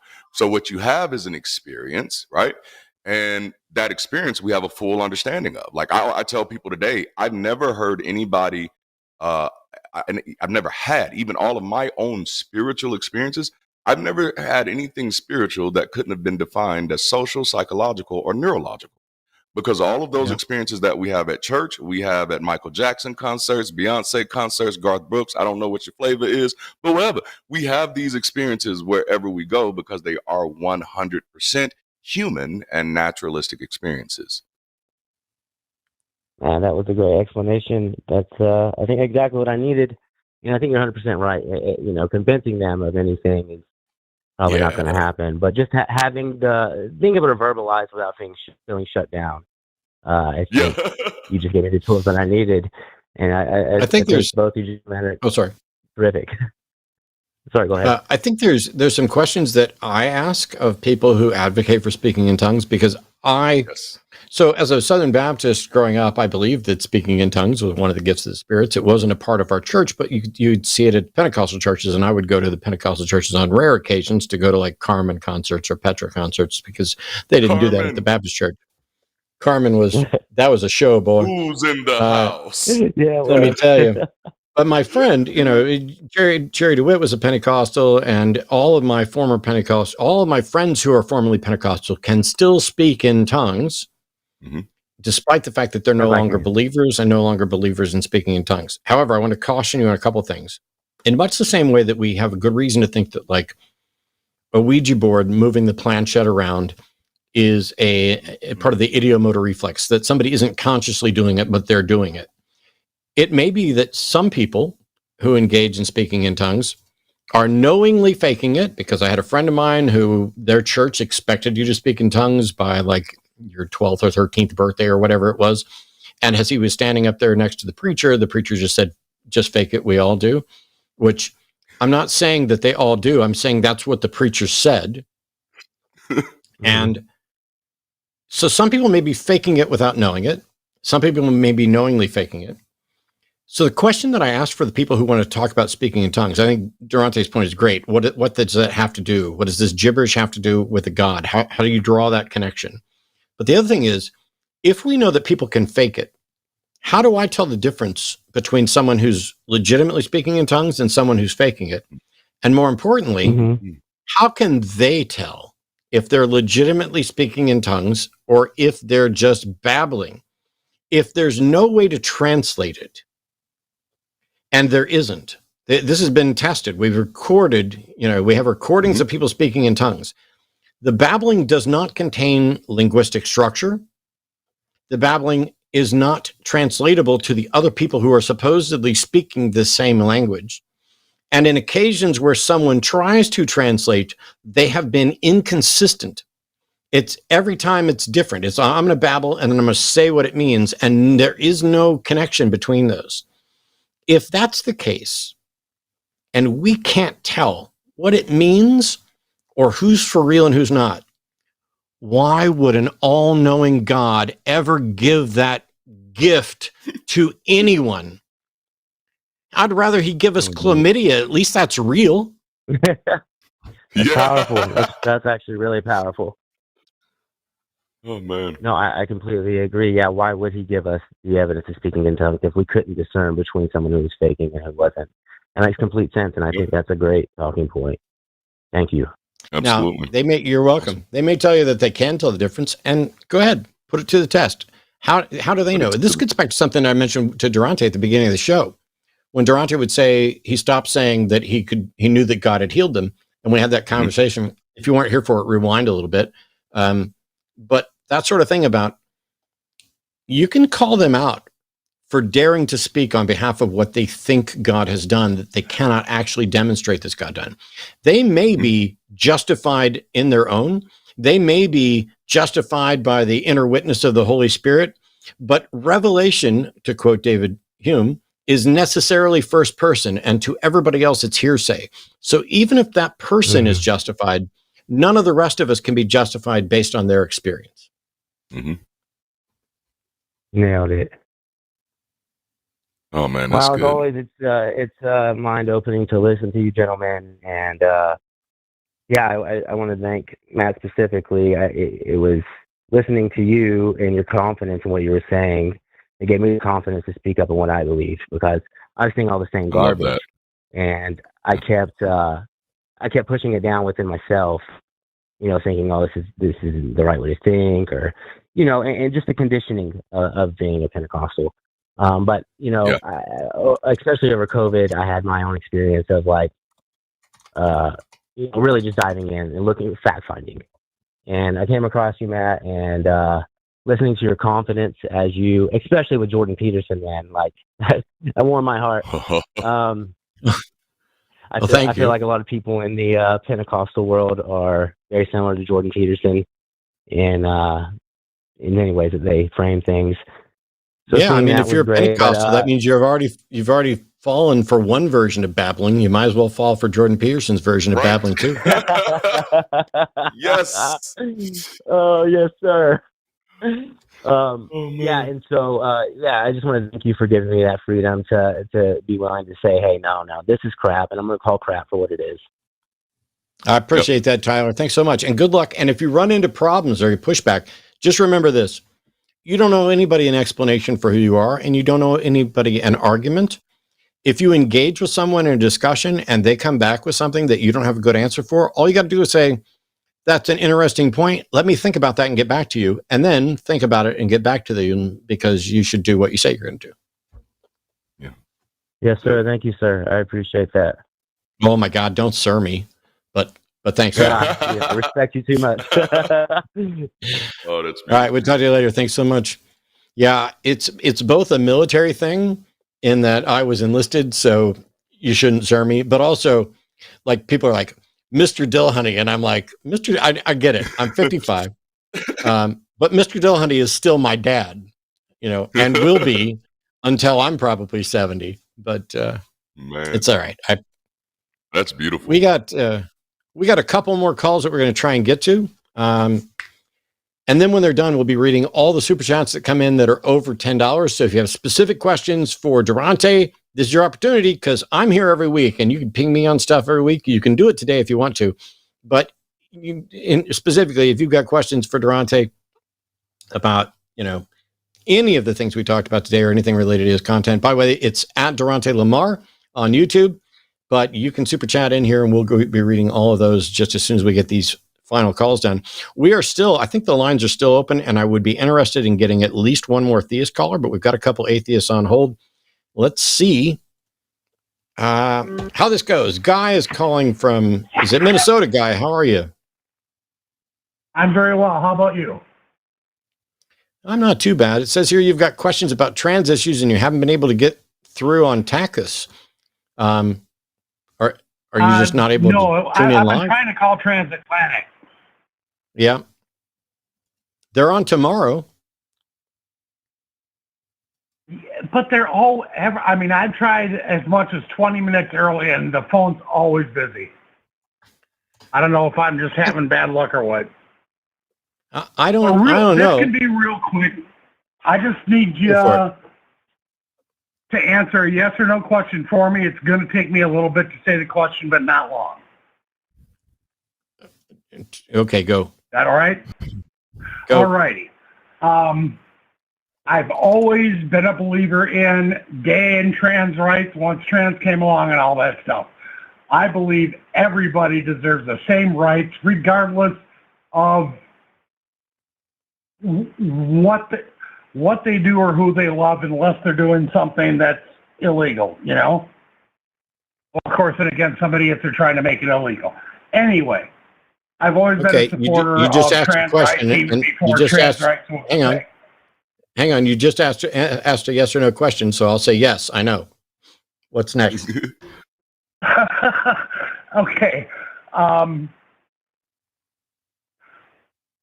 The thing I don't believe, I still believe in I guess gender and sex being equivalent. You know, Well, you're wrong. up until I listened to Forrest, I believed in the XXXY fallacy.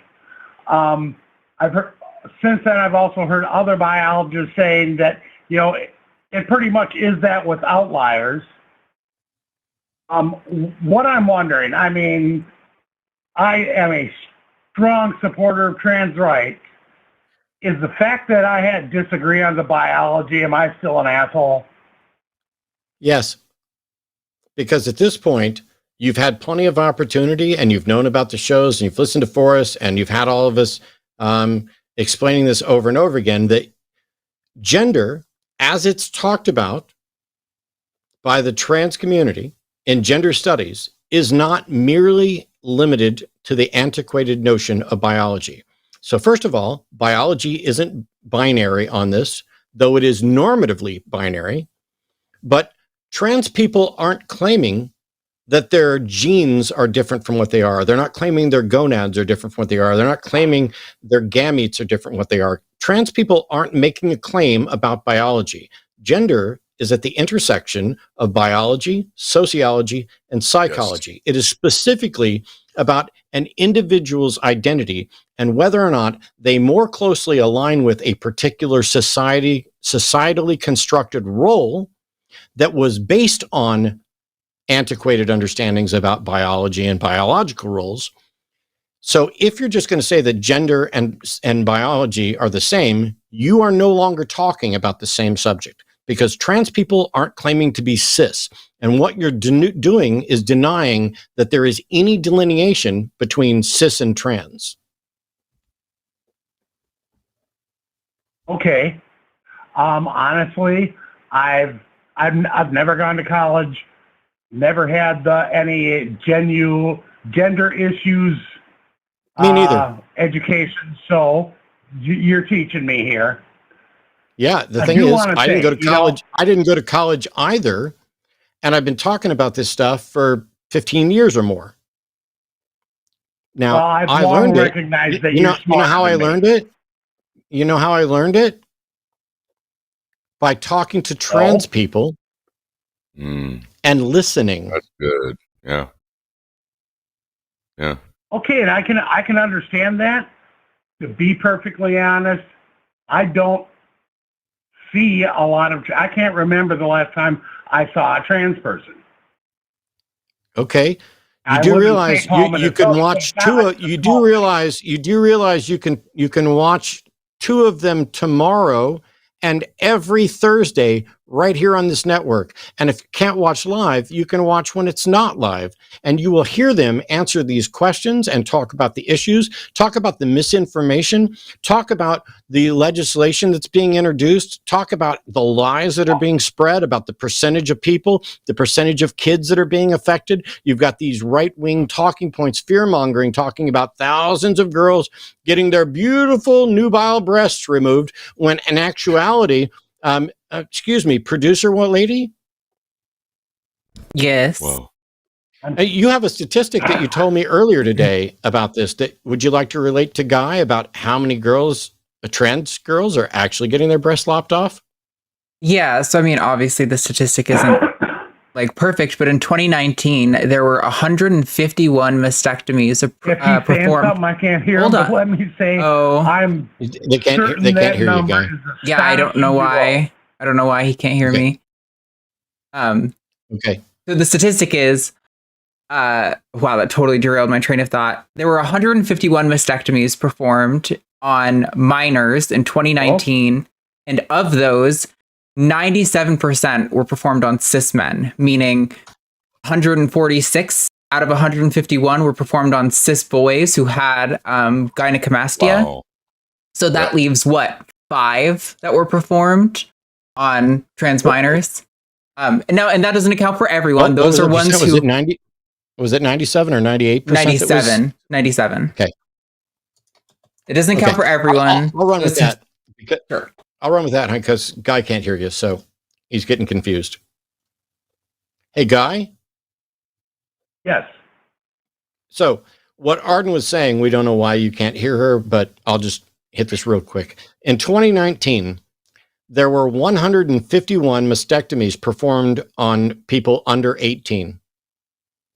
Of those, 97% of them were performed on cis boys, not cis girls, not trans men,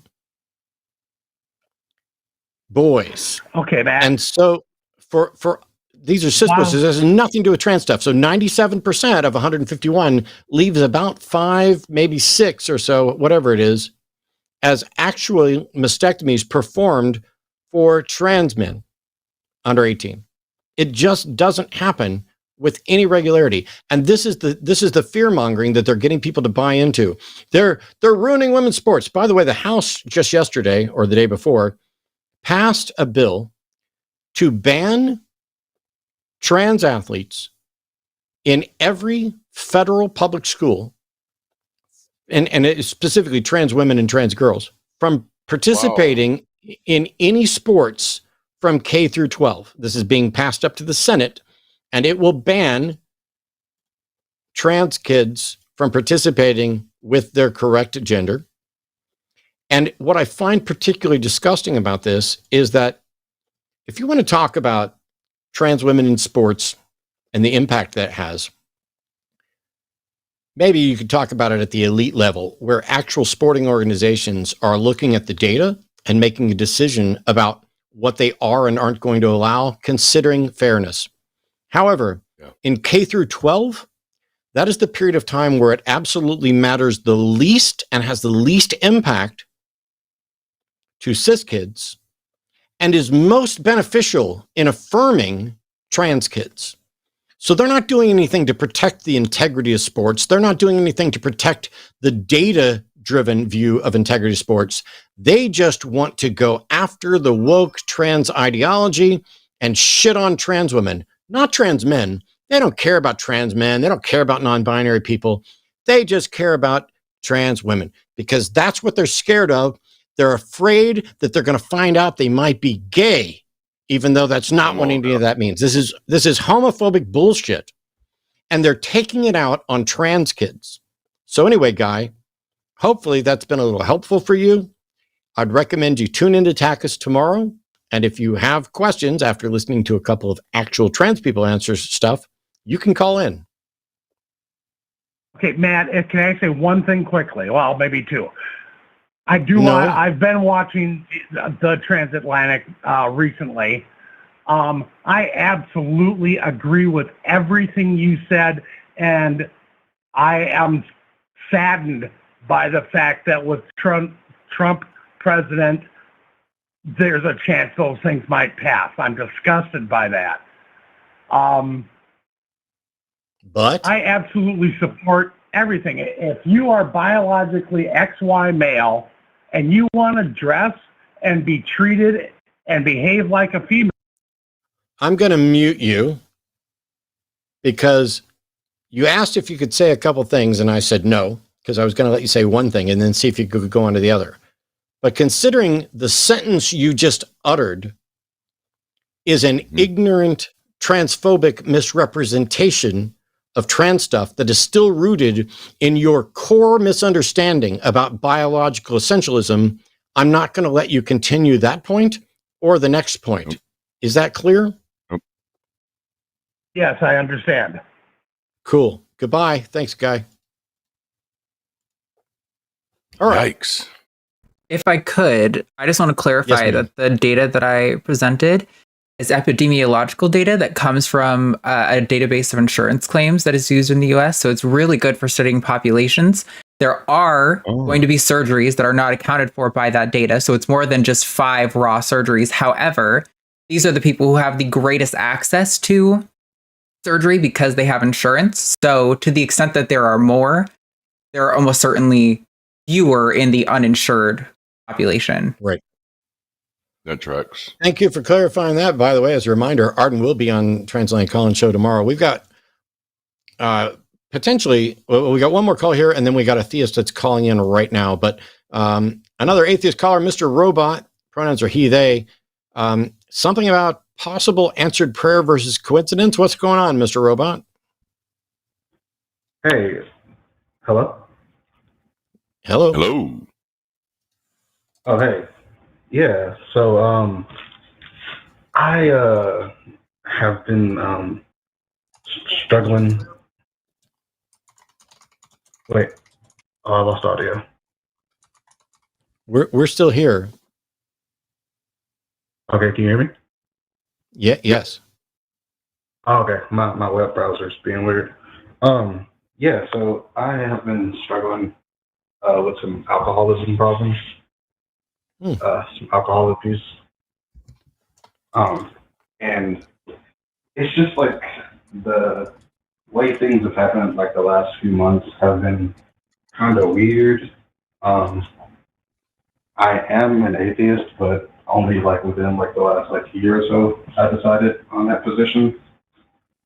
But it's just like, I started like this 12-step program, and you know, they do this whole thing about like the higher power and stuff like that, and I would go to like meetings and whatnot, and they would say like prayer and whatnot, but I would avoid that part. But then it seems like one day I just said, you know, why not? And I said the Lord's Prayer with them and stuff, and it kind of seemed like things got a little bit better after that. And then, like, it's just been, like, a couple weird coincidences that have happened, like, after that, and then a little bit before that as well. So, how do you tell if something's coincidence versus answered prayer? What I was thinking was twice is a coincidence, 3 times a pattern. Twice is a coincidence, 3 times is a pattern? Yes. Okay. What's happened 3 times that leads to a pattern that could reasonably conclude that a God exists? I don't know if I would reach that conclusion per se. So here, let me touch on this real quick, and then I'll, because Darante may have some different input than I have. I would recommend going to SOSsobriety.org. I actually pasted the link into chat. It is a listing of secular organizations for sobriety. It's existed since 1985. It's not a 12-step program. There are a number of problems with potential 12-step programs, not the least of which is that Alcoholics Anonymous are deceptive as fuck. And basically, if you ever start drinking again, you failed the program. The program didn't fail you. You're the one that failed, is Alcoholics Anonymous's take on it. And while you can be an atheist in AA and just pick, I don't know, the universe as your higher power or whatever else, I have huge problems with AA in that I think they make people addicted to the program, working the program as a replacement for the regular addiction. That said, if AA or a 12-step program keeps someone sober, I want them to continue to stay sober. And so I'm not trying to take AA or whatever program is working for them away. But I will say that there are secular alternatives. You can go to SOSsobriety.org. When it comes to saying the Lord's Prayer and things got better or felt better, it's interesting that could happen, and yet it didn't fix your alcohol concerns. It didn't fundamentally change anything, and it didn't happen until you were desperate for it. And it's almost like psychologically, if you feel like you have no one to reach out to and no one for help, and you reach out to a God, even if you don't believe in a God, that can be comforting because you know that there are plenty of people who do, and maybe you're wrong. Maybe if you just give God this option, he'll come along and help you with this problem. And maybe you're right. Maybe that could happen. But so far, I've seen no evidence for it anywhere. And I think maybe you probably would have felt just as good if you prayed to me and genuinely believed that that would potentially be helpful. I don't want you to pray to me. But what I would say is when you look around and you say, ooh, here's some things that seem like they're answered prayer, or I prayed and things got better. How many times did things get better when you didn't pray? And how many times did things get worse when you did pray? I would recommend keeping a little diary, like a prayer diary, of every time you actually pray, no matter what you think of it, what you believe, whatever else, write it down and what you prayed for, and then note what happens and what doesn't. But for now, the most you could hope for is to demonstrate a strong correlation between your prayer and some sort of result. I don't know how you would ever demonstrate causality, but I will say that the Templeton Foundation and others have done studies on intercessory prayer, and prayer has failed to work at a rate beyond chance, like a coin toss. So maybe, well, I don't know. I don't know that I have anything extra to add on that, other than if you don't know a way to tell whether or not prayer has been answered or if it was just a coincidence, then you shouldn't reach a conclusion about whether or not prayer was answered. And you should keep working on your sobriety because it's your responsibility, not God's, even if he exists. Okay. Yep. Can I tell you like a specific detail, like one of the events that happened? Sure. So it was about, like you said, like, you know, like even if you don't believe in God, you know, maybe like saying a prayer, or you said try praying to you. I did try praying to like, just to see what would happen to like alternate things. That's not God, but nothing really seemed to happen. How do you know those things you prayed to aren't God? I prayed to, you ever read Stephen King? I prayed to the Dark Tower. Okay. How do you know there's not an actual consciousness out there with godlike powers that is listening to prayers directed to the Dark Tower? That's what I'm saying. Because so I'm living in a sober living house, and I was feeling like really weak one day, and I didn't exactly pray, but I was lamenting the fact that I couldn't pray, because I don't know, it's like a weird thing where it's like you almost get sad that you don't have that like higher power or whatever to turn to.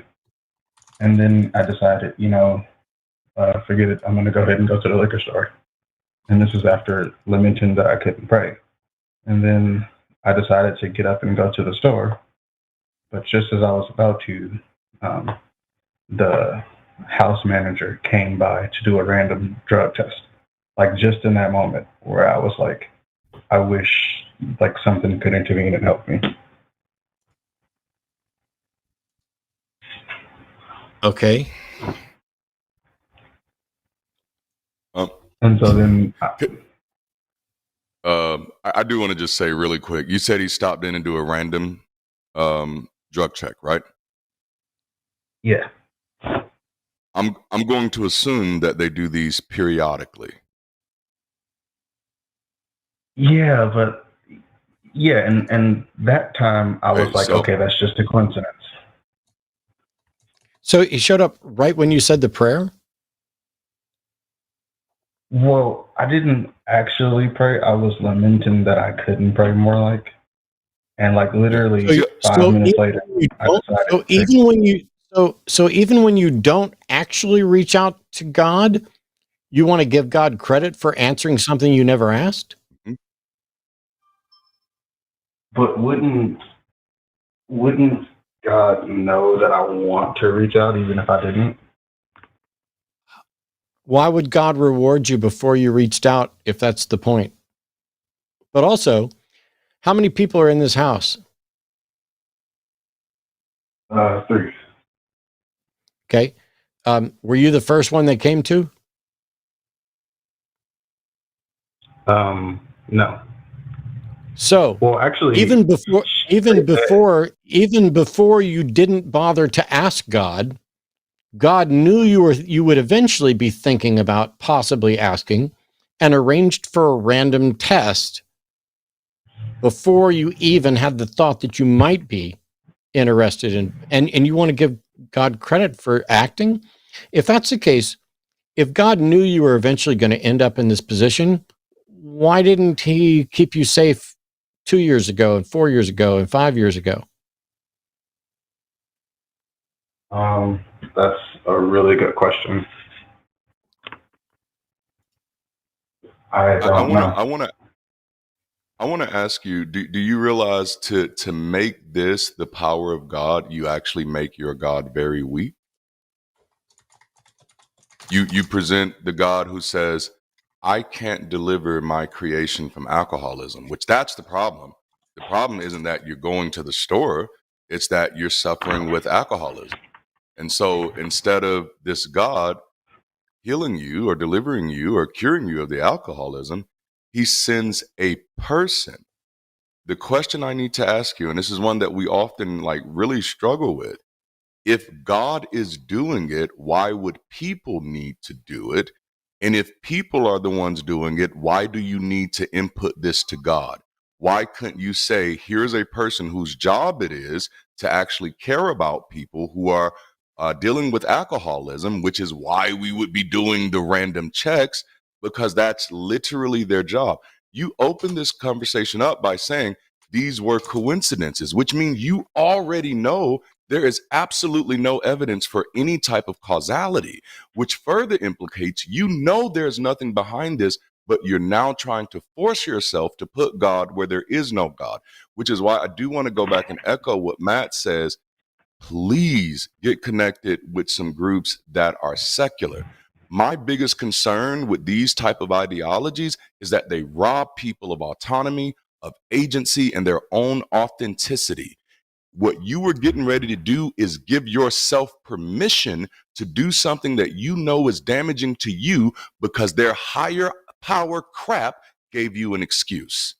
You now said, well, since I don't pray, I have an excuse to do something that I really want to do that I know is bad for me. And this is why this fucking program doesn't work. The truth of the matter, if there was a higher power who cared about you, you wouldn't need to call on it. You would not have had the problem in the first place.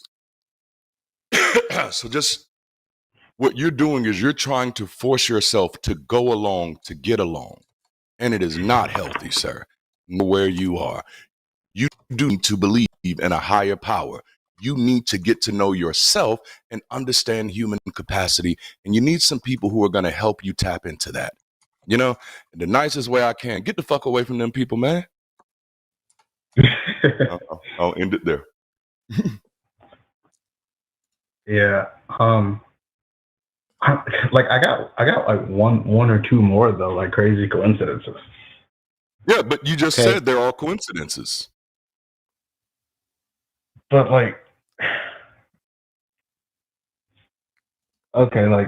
so give me one more. For example, one more. Okay. So other than the random drug screening, the house that I'm living in right now is actually literally right around the corner from a liquor store.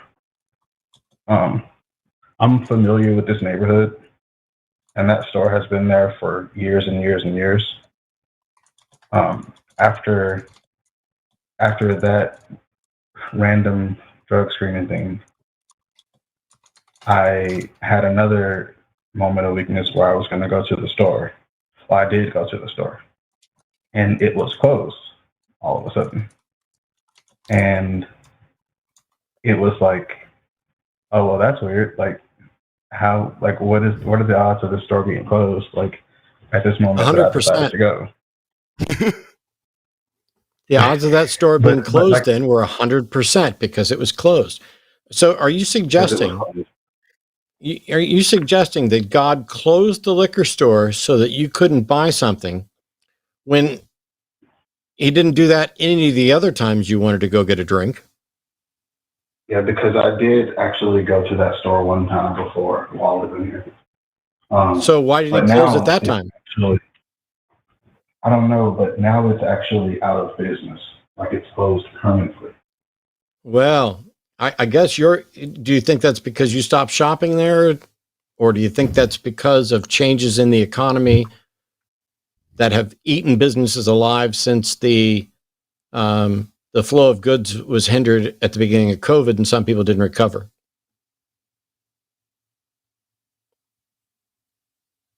I don't know. It's just after I started saying the Lord's Prayer at the end of the meetings. So keep saying the Lord's Prayer. Let's see how many liquor stores close. Yeah. Yeah, I get what you're saying. Plus, if God is shutting down liquor stores just to protect you, he's inconveniencing all the rest of us that might want some alcohol and don't have a substance abuse problem. I enjoy my alcohol. I know. I thought of that too. I was like, why would it happen like just for me? And see, the all-knowing, all-powerful God of the universe, who knows what you're thinking before you think it, who knows what you want before you even know that you want, is willing to close a liquor store this time, but not any of the previous times. Yeah.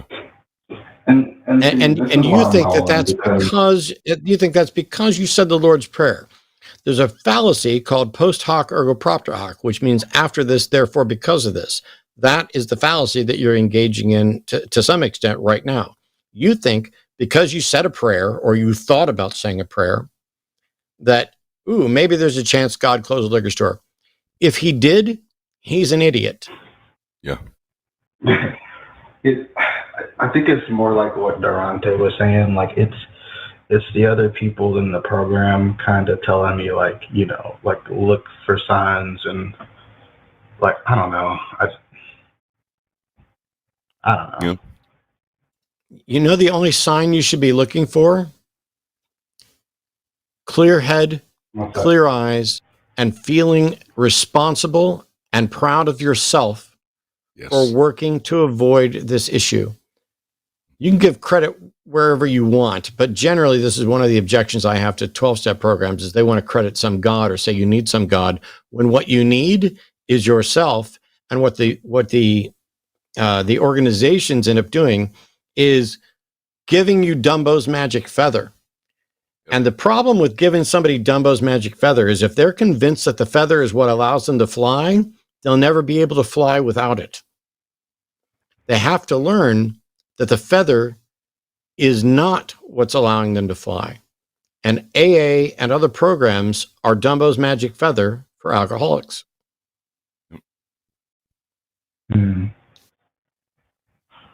I see what you're saying. I wish you the best, and I hope you find sobriety and peace.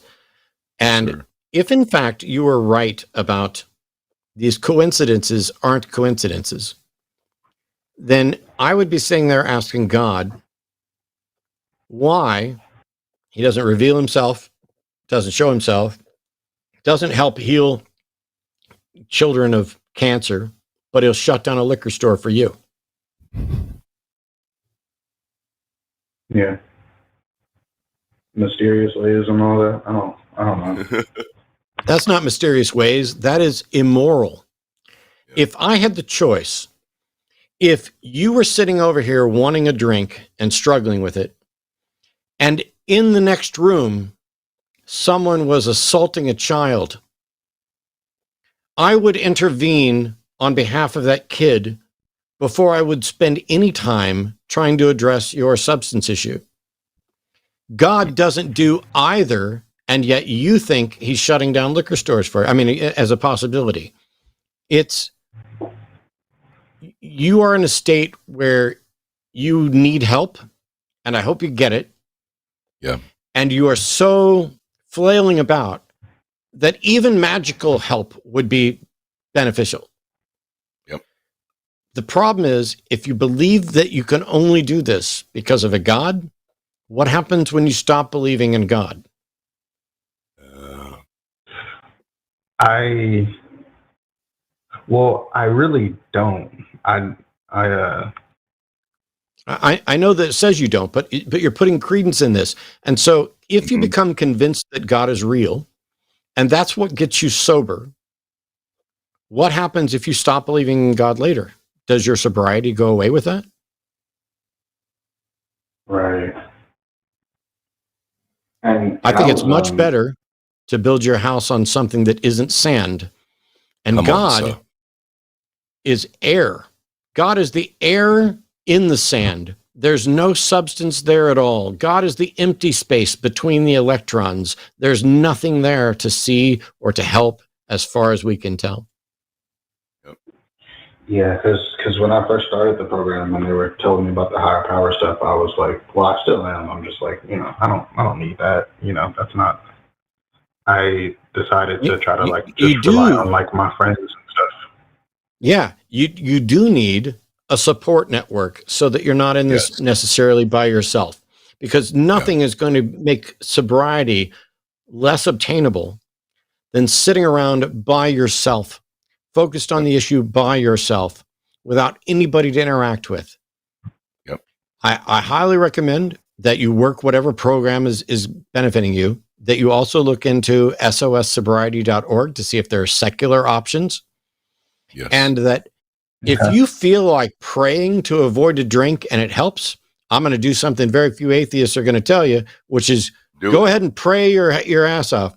If staying in church is the only thing that keeps someone from being a serial killer, I want them in church every Sunday morning, every Sunday night. The thing is, I don't think it will take long for people to recognize that it's not true that church attendance is keeping you from being a serial killer. And it's not true that you need to rely on a higher power. What you need to rely on is responsibility, recognition of your value as a human being, recognition of the people you love and who love you, and how your abuse issues impact them, and having a desire to fix this so that you can live a happier life and the people around you can enjoy it with you. That's, to me, at least a start. I'm not going to claim that I can solve alcoholism or substance abuse issues at all. I'm not. Right. But when you start looking for coincidences, you're never going to not find them. Yep. That's true. Yeah, to be honest, when I started doing the Lord's Prayer, it was really more just like a thing of like feeling left out, because I would always just sit there quietly. Yep. And I have a couple friends that I go to the meetings with that I met at a rehabilitation, and they, they're believers, and they're really, I was telling them about the coincidences and stuff, and they're like, "See," and I don't know. Yep. Yeah. And if you called and tried to say to us, "Hey, we prayed for the kids in the neighborhood and they still got sick and they still died," I wouldn't say, "See?" I would say, "What does that tell you?" Yeah. Yeah. But Mr. Robot, thank you so much. I wish you the best. By all means, call back and check in, especially if you find out that there's something more than coincidence there. And please keep working on yourself. And definitely check out SOSsobriety.org. Yeah. All right. Thank you. Thank you, guys. Yeah. Awesome. Cheers, man. I appreciate it. I guess cheers, which to me reads as like Australian or UK, might be a bad thing to say to someone who's struggling with sobriety issues, like cheers. Right. That's not how I meant it. Oh man. Language is I didn't even think about it. I didn't either till after I'd said it. Language is a weird thing. I tell you what, ladies and gentlemen, let me go through the announcements real quick. We're going to move on to Super Chats here in just a moment. As a reminder, there are upcoming shows almost every day of the week here. Thursday is going to be a Transatlantic Call-In Show. That's at 2 p.m. Central. Arden and Josie are on this week. On Sunday's Sunday show at 2 p.m., it's going to be Forrest and Eve. The Sunday show after dark is going to be myself and Owen. Monday, it's going to be John Gleason and Grayson on Skeptalk. Tuesday, it'll be Alyssa and Erica Gibbon on Chewed Gum. And I'll be back next week on the Hang Up with Jim Barrows. We've got some Super Chats to read. hopefully we might have some fun stuff. We might have some good questions. But right off the bat, we have the easiest one. I'll let you do this one, Darante, since this is beginner easy one. All right, $9.99 from LA Silver Surfers. All right, thank you. Thanks. I don't see the. Yeah, thank you for that. That's it. $10 from Greg Markowski. Hey, Greg, hope you're doing well. Thanks for the show. I don't drink coffee, so you can have my coffee money. Perfect. I will take coffee money because I don't drink coffee either, which means I get to keep the money. Right. $10 from Haipa, and please let me know if I'm not pronouncing that right. I'm glad Matt implemented the misgender jar ideas so that she can keep chat in check. I love that. I was. It happens to everybody.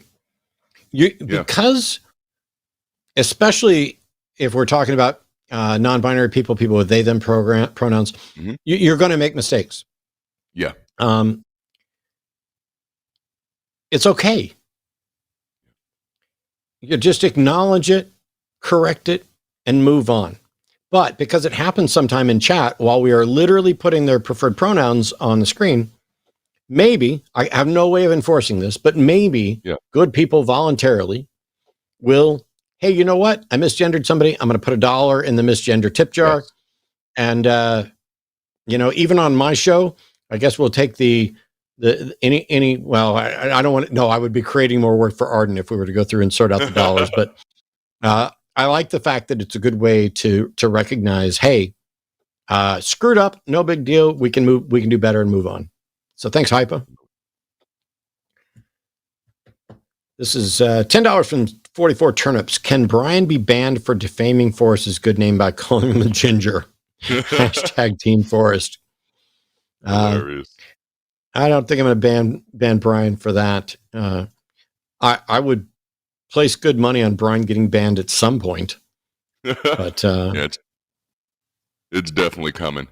$20 from Dennis Rose. Monk amazed to see the face of Jesus in tub of margarine, exclaims to reporters, I can't believe it's not Buddha. I get it. I get the joke. Well done, Dennis. $10 from Monkey to Typewriter. In these troll heavy times, I like to remember the philosopher Swift and the haters going to hate. Baby, I'm just going to shake. I shake it off. Yeah. I love the fact that people are unironically crediting Taylor Swift, who I love, with coming up with haters going to hate. Right? If there's anything closer to cultural appropriation than giving Taylor Swift credit for haters gonna hate, I've never seen it. I wasn't gonna say it. $12 from Quiet Wind 01. If it were legal, we should all bet every time there's a new caller as to whether or not it will be a troll. Gamble with play currency. Yes, it'll be a fun game. I 100% agree. Resending to be read at the end. I love that. Thank you, Quiet Wind. Thank you so much. It's one of those things, we've had conversations about possibly ending the web-based call-in to the show. Jimmy and I talked about the other day. I don't know if it's going to happen. I'm not convinced it's a good idea. And it does facilitate more trolls because it lends them anonymity, as opposed to the dude who called in, whose phone number I took down in order to, ban him. I'm not going to be doxing anybody or revealing anybody's number. It's just, hey, this way, you got to go get a new phone number or whatever. If you're going to call in, it's much easier to hit your VPN. I don't want to give up on the web interface, and I don't want to give up on anonymity because let's be honest, if you call in on your cell phone, apart from maybe knowing your number, I have no way of knowing if the name you give me is real, if your preferred pronouns are accurate, if what you're saying you want to call about is, honest and accurate, if you've called 23 times before and, are calling on a different phone number, it's not worth it. Yeah. I have no way of addressing this stuff. But what I will start doing with a little more levity is mercilessly mocking all you basement dwellers whose moms don't love them enough. And that you can't, it's like that song, the Green Day song, when masturbation's lost its fun, you're fucking boring. if you're calling in to prank us over and over, that I can't imagine how much you have jerked off in that day to no longer Yep. want to actually Yes. do that and instead waste time on a call. I mean, if you, for those of you out there who are doing the prank call thing, if you haven't started masturbating, you should look into that. It genuinely, it's a great release, will clear your head in many circumstances. Highly recommended by both, Dr. Ruth. Sorry, my friend Dr. Daryl Ray. They're all going to recommend masturbation, but you don't need to go to a doctor. Let me just tell you, it's great. Oh man! $10. All right, we got from Nicholas. $10 from Nicholas. $10 from Nicholas. Yeah. What's the religious purpose of speaking in tongues? There we go. Are they transmitting information from their God? Durante, as a former Pentecostal, what was the purpose of speaking in tongues? As a former Pentecostal, the purpose of speaking in tongues was you were speaking directly to God, according to our theology. That was pulling from Paul. When a person prays in tongues, they should pray. They should just keep it silent because they're just praying, and only God understands. So it was for us. It was our heavenly language. It was a language where we could speak to God without any sinful. Interrupt any of our sinful carnal nature interrupting the frequency. It was like directly speaking to God. Oh, such bullshit. There's a couple different usages for speaking in tongues. One of them is, as Darante was talking about, was speaking in heavenly languages. There's another gift of the tongues where you are able to understand earthly languages that you weren't necessarily taught and things like that. You basically become God's translator in a weird situation. I wonder why that. I don't ever see that happening. I don't ever see some random dude that's never taken a single course in Hindi run across a person who only speaks Hindi and immediately begin conversing with them. And they're both actually sitting there extolling the wonder of Jesus. You just don't see that. Man, I love it. $10 from Trayton. I'm ex-Seventh-day Adventist, and there is this doctrine that before the world ends, the U.S. will force a Sunday law, destroy all Sabbath keepers. The fascism in U.S. makes me afraid it could happen. I definitely understand that fear. The biggest thing that I would encourage you to do is be the reason that it can't happen. Yep. Vote. And I think the Jews might have a little bit of an objection to a Sunday only. Oh yes. So you can at least align. If who knows what they're going to end up doing with that. But thanks so much, Trayton. $10 from Heisenberg. Morning, guys. So Durante, when you realized you were an atheist, how pissed off with yourself were you for believing this crap in the first place? Oh man, honestly, I was not. I was relieved. I didn't go through an angry atheist phase, even though people think I'm an angry atheist now. I was just 100% relieved that I finally understood the world, that it wasn't a mystery anymore, that I didn't have to depend on wondering if God was approving me or if the devil was attacking me. I was relieved to know that I can actually engage the world critically and make decisions and trust myself. So it was a freeing feeling for me. I felt wonderful. Like once I became an atheist, God just didn't exist anymore. It was an irrelevant moment. There was nothing for me to be mad at, other than lamenting the wasted time that I had. But other than that, man, good. I felt fucking free. Yeah, my answer is virtually identical to his. Not only was I not mad at myself because I had always been intellectually honest. There were things I just didn't challenge, and it was because I was taught to not challenge them. But also, I didn't get mad at my parents or my preachers because they're just as much of an indoctrinated victim as I was. And they were only doing what they thought was right to be the best parents they could be, to be the best minister they could be on something. These people, they're all, just like I was, victims. Now, that changes a little bit once they've clearly been confronted with the problems with their belief. How they react after that. Are they willing to consider new evidence? Are they willing to engage honestly with this? That will change whether or not I'm irritated with them or disappointed with them. But my mom, she found Jesus and made sure everybody in the family also found Jesus, converted a bunch of Catholics to, be Baptist and Protestants and stuff. My mom did the best she could with what she understood, and I'm not mad at her for that. I'm mad at her for other things on occasion, but not in any serious sense, and certainly not as much as she's been mad at me, and probably with better reason. All right, $10 from Godfrey in Good. Aloha. Why do you think most ADOS and BIPOC are so devout and can't conceive that their God religion isn't true, particularly when it has been so harmful? One of my hypotheses concerning this is that most people's relationship with religion is actually ancestor worship, and that humans have not really got away from ancestor worship. Most people don't really have an attachment to the deity itself. They have an attachment to the culture that deity has an attachment to.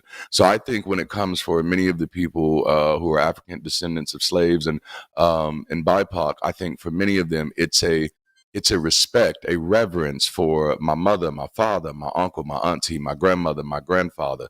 And I think many people are afraid of pretty much of what the other caller just kind of asked. They're afraid that if they do get to the position that they let go of this religion or let go of this God, that they are somehow also having to let go of their family, their history, and their legacy. And many times that does happen, particularly because of the religion itself. So for many cases, I think for a lot of people, and I don't even think that this is just an issue for Black folk, I think this is for an issue for many folk. Most people, their idea of God is already intertwined with their idea of family. And so many times the idea of leaving God is the idea of disrespecting family. And I think that's one of the reasons why it's really hard for a lot of people. By the way, I just got an email that I figure I should read since it's about tonight's show. Ooh. Oh. You are power obsessed. Proof of God is your lack of respect towards most theist callers. You're profane, pompous, and mean-spirited. Take your dumbass leftist ideology, spelled wrong, and shove it up your fucking ass, you bald prick. Treat people like jerks, you get treated like a jerk. Yeah, I agree. If you treat people like a jerk, you get treated like a jerk. The difference is that whenever a theist calls in, even if I suspect that they're a troll, they get the same level of respect and treated the same way. And it's not until they're dishonest in conversation, until they refuse to answer questions, that they get treated poorly. But I love the fact that a couple weeks ago, a caller got really upset with us and started emailing death threats to the point where we had to contact the FBI, who I think may have gone to pay this individual a visit. I find it humorous that Christians threaten us with death to show that they're more moral. And also, I find it humorous that this individual wants to complain that I am profane, pompous, and mean-spirited while saying, take your dumbass leftist ideology and shove it up your fucking ass, you bald prick. Yeah. Thank you for showing me the love of Christ. Thank you for showing me what I've been missing out for a number of different years. Your words are greatly appreciated and will do nothing but embolden and improve the show and demonstrate that you couldn't defend your beliefs or argue your way out of a wet paper bag, so you decided to just call me names. I'm sorry that you're unable to answer the questions, but as I pointed out at the beginning of the show, so are most people. You're in really good company of not having a good understanding of what you believe, why you believe it, why other people should believe it, or how to defend it. Because if you were able to do those things, you don't get cussed out on here. You don't get put on hold on here. There have been people I've had 45-minute conversations with. We disagree about the God thing, but it's managed to be absolutely respectful. So what you're doing is you're either standing up for the dishonest individuals who have no interest in defending their beliefs, or the confused individuals who think that look at the trees is a sufficient response when asked, why do you believe that there's a God? And when you're upset that your God does not give you the knowledge, the information, or the ability to actually interact and prove this atheist wrong, maybe God's punking you. Maybe God's just trolling you like, hey man, watch what I do. I'm going to send this guy out and have him call into an atheist show, but I'm not going to give him anything at all to prove the point. And they're going to eat him alive. And then he's going to feel embarrassed. And then he's going to go and cuss them out because that'll show him the love of Christ. Anyway, $10 from Balthazar, 228. It kills me that 12-step programs are all human agency from those who are seeking assistance. You shouldn't be measuring yourself by moments of weakness and criticism, but moments of strength. Great point. Yes. Thank you so much. All right, we got $10 from Godfrey N. Good again. What would it take to get at least 50% of ADOS and BIPOC to let go of God? Also, please explain the theory of everything. Mahalo. I'll start with the first one, Matt. I'll let you take the second one. For the first one, honestly, and I know this is going to be a little crass, but when I was growing up, if somebody called you a booty eater, that was the worst thing you could be called. A booty eater. You got called a booty eater, you was probably getting in a fight on the playground. Over the past few years, that booty eating has become a popular subject in music. It's become popular. It's so popular now that this is no longer something that you'd likely be offended by. It's so popular. Well, it's popular because people are saying it. It's popular because it is visible. It is popular because people are hearing it. What is it going to take to get at least 50% of ADOS and BIPOC to let go of God? It takes the ones who have already let go to be more visible, to get out, because that's literally all it takes. Humans, we're not that fucking complicated. When we see options, we consider them. It's that simple. I'd also point out, and this isn't coming from me, this is coming from talking with Darante, with Mandisa, with Tony Penn, and others, and that is, if you don't ask Black folks why they're still a part of the religion that enslaved them, that shows a fundamental misunderstanding of what Black church community is about.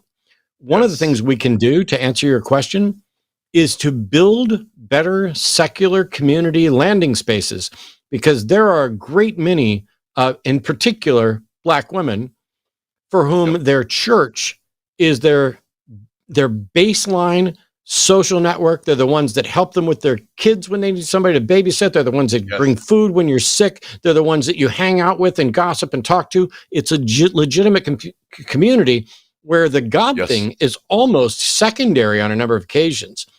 And if there's a church that's giving them that stuff and giving them the community that they feel they need, this is no longer about, ooh, you have fallen for the religion of your enslavers and you're just now a new kind of slave. Yeah, you may not be technically wrong, but you are wrong. and you're going to lose any interest. Instead, let's build better secular communities. Let's give people landing places. Let's show, as we've done with Humanists Helping the Homeless, that if you're homeless down in Austin, you don't have to wait for a church to show up and give you a sandwich that's tied to a sermon you have to listen to. Instead, just show up and give them the fucking sandwich. Because we used to get asked, what church are you with? And we're like, we're not with the church. We just wanted to feed you. Wow. We've got to do the same thing across the board, and not just for the Black community. This is for all those marginalized communities. If we don't build landing spots, and I know it's virtually impossible for us to do it right now. The world is in an absolutely catastrophic state when it comes to the lefty, progressive, liberal, whatever. Let's help the world get better. We have lost the United States to fascist. We have lost all three branches of the United States government. It's going to take all of our efforts just to stay afloat so that we can start fixing it. This is a major setback. But we as secularists need to keep saying, you know what? There are communities here. There are places where we can try to help. And let me tell you, I have a sneaking suspicion that over the next 4 years, it's going to be leading up to more people needing more help than we probably could have anticipated. So let's get started. Oh, I love it.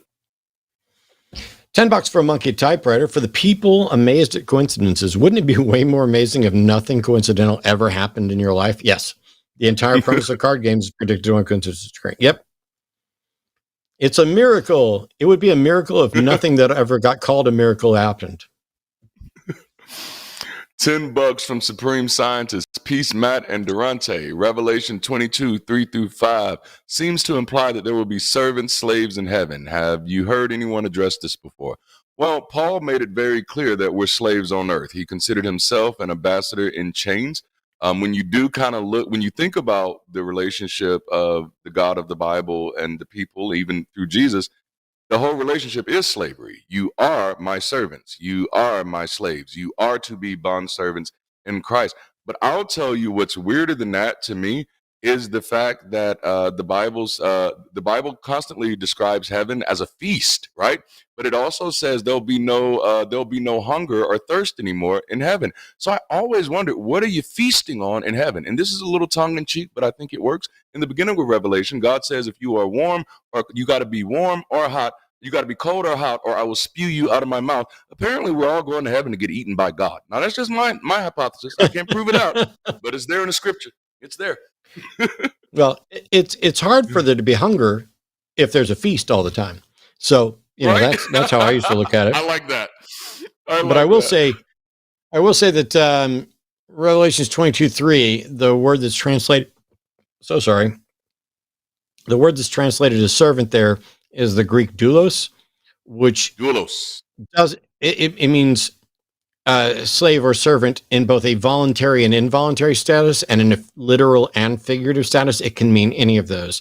So of all the times that the Bible talks about being slaves, there's many times where the Bible talks about, as Darante was saying, being slaves to Christ. And that is you're not literally a slave. It's not like Christ owns you and can sell you to somebody else. It is saying you are being a willing servant to the master. It's basically every single human in heaven, from my previous Southern Baptist view on heaven, will be there as a servant to God, but mostly you'll just be praising all the time. And to me, heaven never sounded like someplace that I wanted to go anyway. It only sounds good in comparison to hell. Yeah. And that's why the annihilation theory folks who think that, I'm just going to cease to exist and they're going to go to heaven. I'm like, that's a scenario I don't really object to. If you want to go on to heaven and praise, go for it. I'd rather not exist. It's only when you tell me that I'm deserving of eternal torture for exercising my brain and expecting there to be decent evidence for what must, if it's true, be the most important question in the history of history. Is there a God? And the answer is, Oh, man. Thanks so much, Supreme Scientist. $10 from Melissa Eater. Thank you for all everyone on the line does. Thank you so much, Melissa. We're greatly appreciate it. Now, this one's going to be a wrestling reference, almost guaranteed. Yep. $10 from the Raven 200. Everyone remember to like the stream. Otherwise, Matt might hit with a diving moonsault from the top rope, and Darante might choke slam you through a table. I'm not the rule maker, just a messenger. I'm not mad at That's it. We fair. appreciate you. There's no fucking way in hell my old weak ass could do a moonsault. I couldn't do it. I couldn't have done a moonsault in my prime, probably, let alone now. But thanks, Raven. Yeah, by the way, I don't know if Raven saw it, but Hulk Hogan basically got booed off stage at the inaugural Netflix WWE Raw. And most people are suspecting that because it was in Los Angeles, it had something to do with his Trump support. But also, he looked terrible. He couldn't walk 10 feet. His arms are tiny. He's not going to rip a shirt anymore unless he's got another shirt or two underneath it, because he's just an old, flabby, racist liar. So, yikes. He's awful. It is. $10 from Atheist Jewish Messiah. Why do so many Christians blame Satan for the shortcomings and the bad things they do instead of taking accountability and taking steps to do better? I have a different take on this. I never blamed Satan for my shortcomings or my failings at all. What I was taught in our denomination, in our churches, Satan's not to blame for anything that I do. Yes. I am. Satan is there to tempt me, and it's my job to fight temptation. So for the Christians blaming Satan, I would say, if I put my, let me put my Jesus hat back on. If there are Christians out there that are blaming Satan for their sins and their failing, those people aren't true Christians. They've bought into some cartoonish notion of Christ and Christianity and personal responsibility. They are the reason that sin and death entered into this world, and they will face the consequences, and they better get right with the Lord now and stop blaming Satan. Because one of the things from a biblical standpoint is that Satan is the accuser. Satan worked for God. Lucifer was God's prime angel. That's why there was this bet, and we're going to torture Job. Now, obviously, there was a falling away, and, Revelation is God's created hell for the devil and his angels, etc. But at no point in my Christianity did I ever suspect for a second that I could or should blame Satan for what I did. Wow. Man.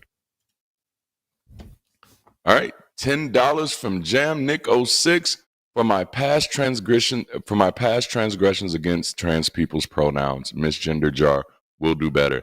That is absolutely beautiful. We appreciate that. Thank you. That's awesome. Thank you so much, Jam Nick. $10 from President Starscream. One of the reasons I love all the shows on the line is I get to hear the stories, issues, experience of people who are different from me, and that's so important for building empathy and compassion. Yes. Yeah. I mean, apart from thank you, couldn't possibly agree more. And it's one of the reasons why, despite the fact that evidently everybody thinks I love to hear myself speak, and, I don't hate it, I want to get people on the show who aren't me, because I'm here enough, and I got thoughts on everything, but we got to have a variety of voices. And that's why I'm incredibly grateful that Darante agreed to come on with virtually no notice. I mean, this is just like, bro, we didn't schedule anybody for today. Can you hook us up? And he's like, yeah, didn't take 2 seconds. Yep.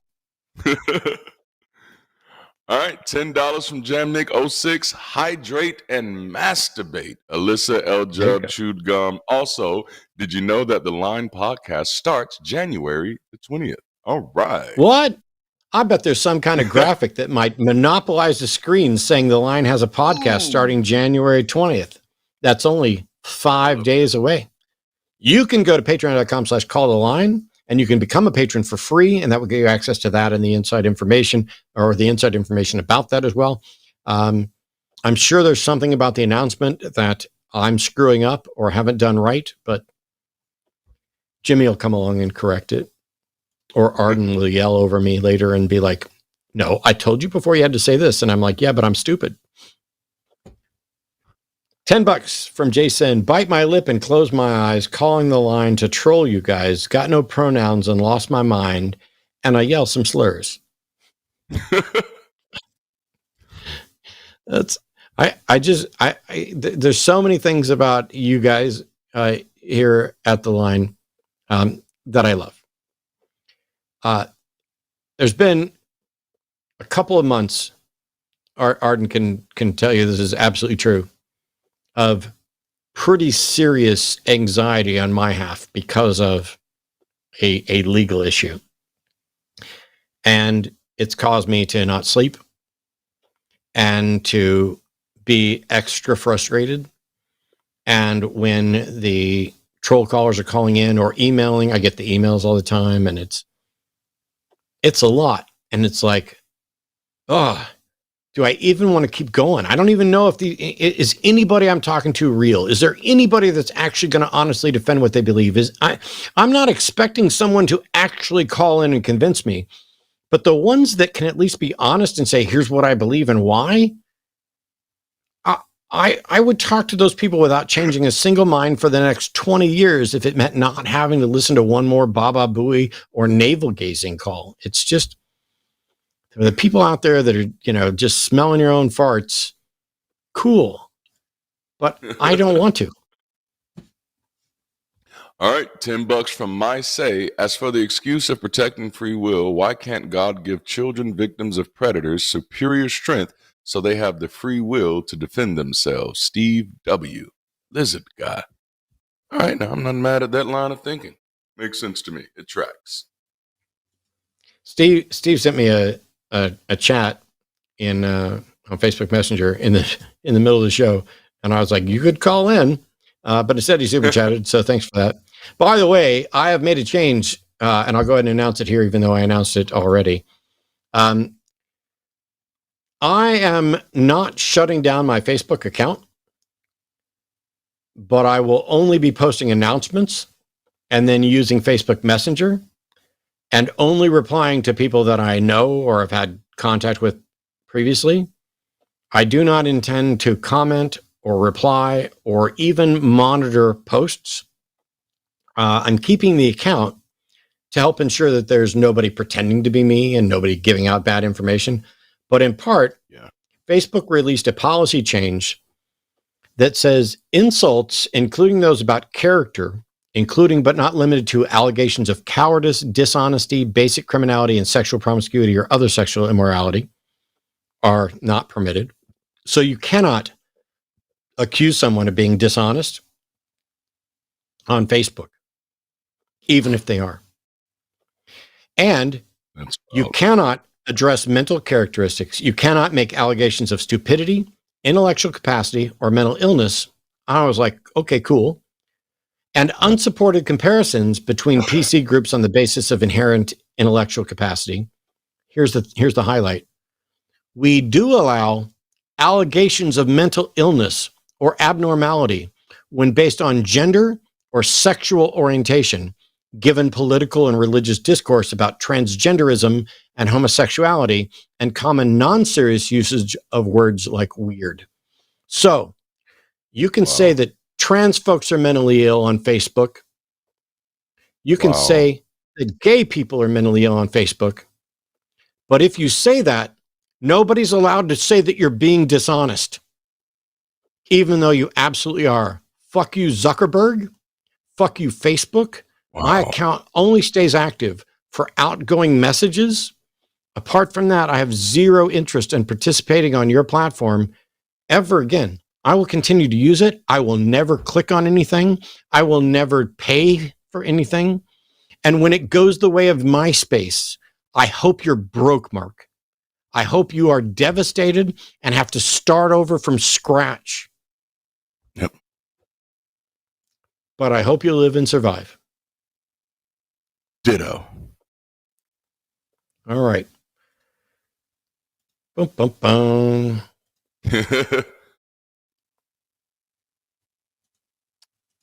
All right, we got $10 from JamNick06. I am a bit conflicted about masturbation. On the one hand, it feels good. Bo Burnham. I think that works. Oh, man, that was funny. Sorry. Here we go. More from the Raven 200. $10 from Raven 200. Yep, I heard those boos directed at Hogan. I was only happy to see Jimmy Hart there. Hogan can stick it, brother. Yeah, Jimmy Hart, despite being, 81? Yeah. Looked amazing. Waving that big flag. I mean, and everybody I know who knows Jimmy Hart just says he's one of the nicest guys ever. But the fact that he's at 81 going to get a paycheck by walking out with a racist, lying, philandering, Trump-supporting, anti-trans piece of garbage, I feel sorry for him. But I'm glad Jimmy got a payday. That's a good payday to be on Netflix. Man. Oh, $10 from the Raven 200. Thank you again, man. And now anime references. You don't want Matt to maybe hit you with a Divine Sandstorm, JoJo, or Darante to perhaps hit you with a Chidori, Naruto. Tune into the Line podcast on January 20th. Do it, everybody. Well, you heard the Raven. Do it. Thank you.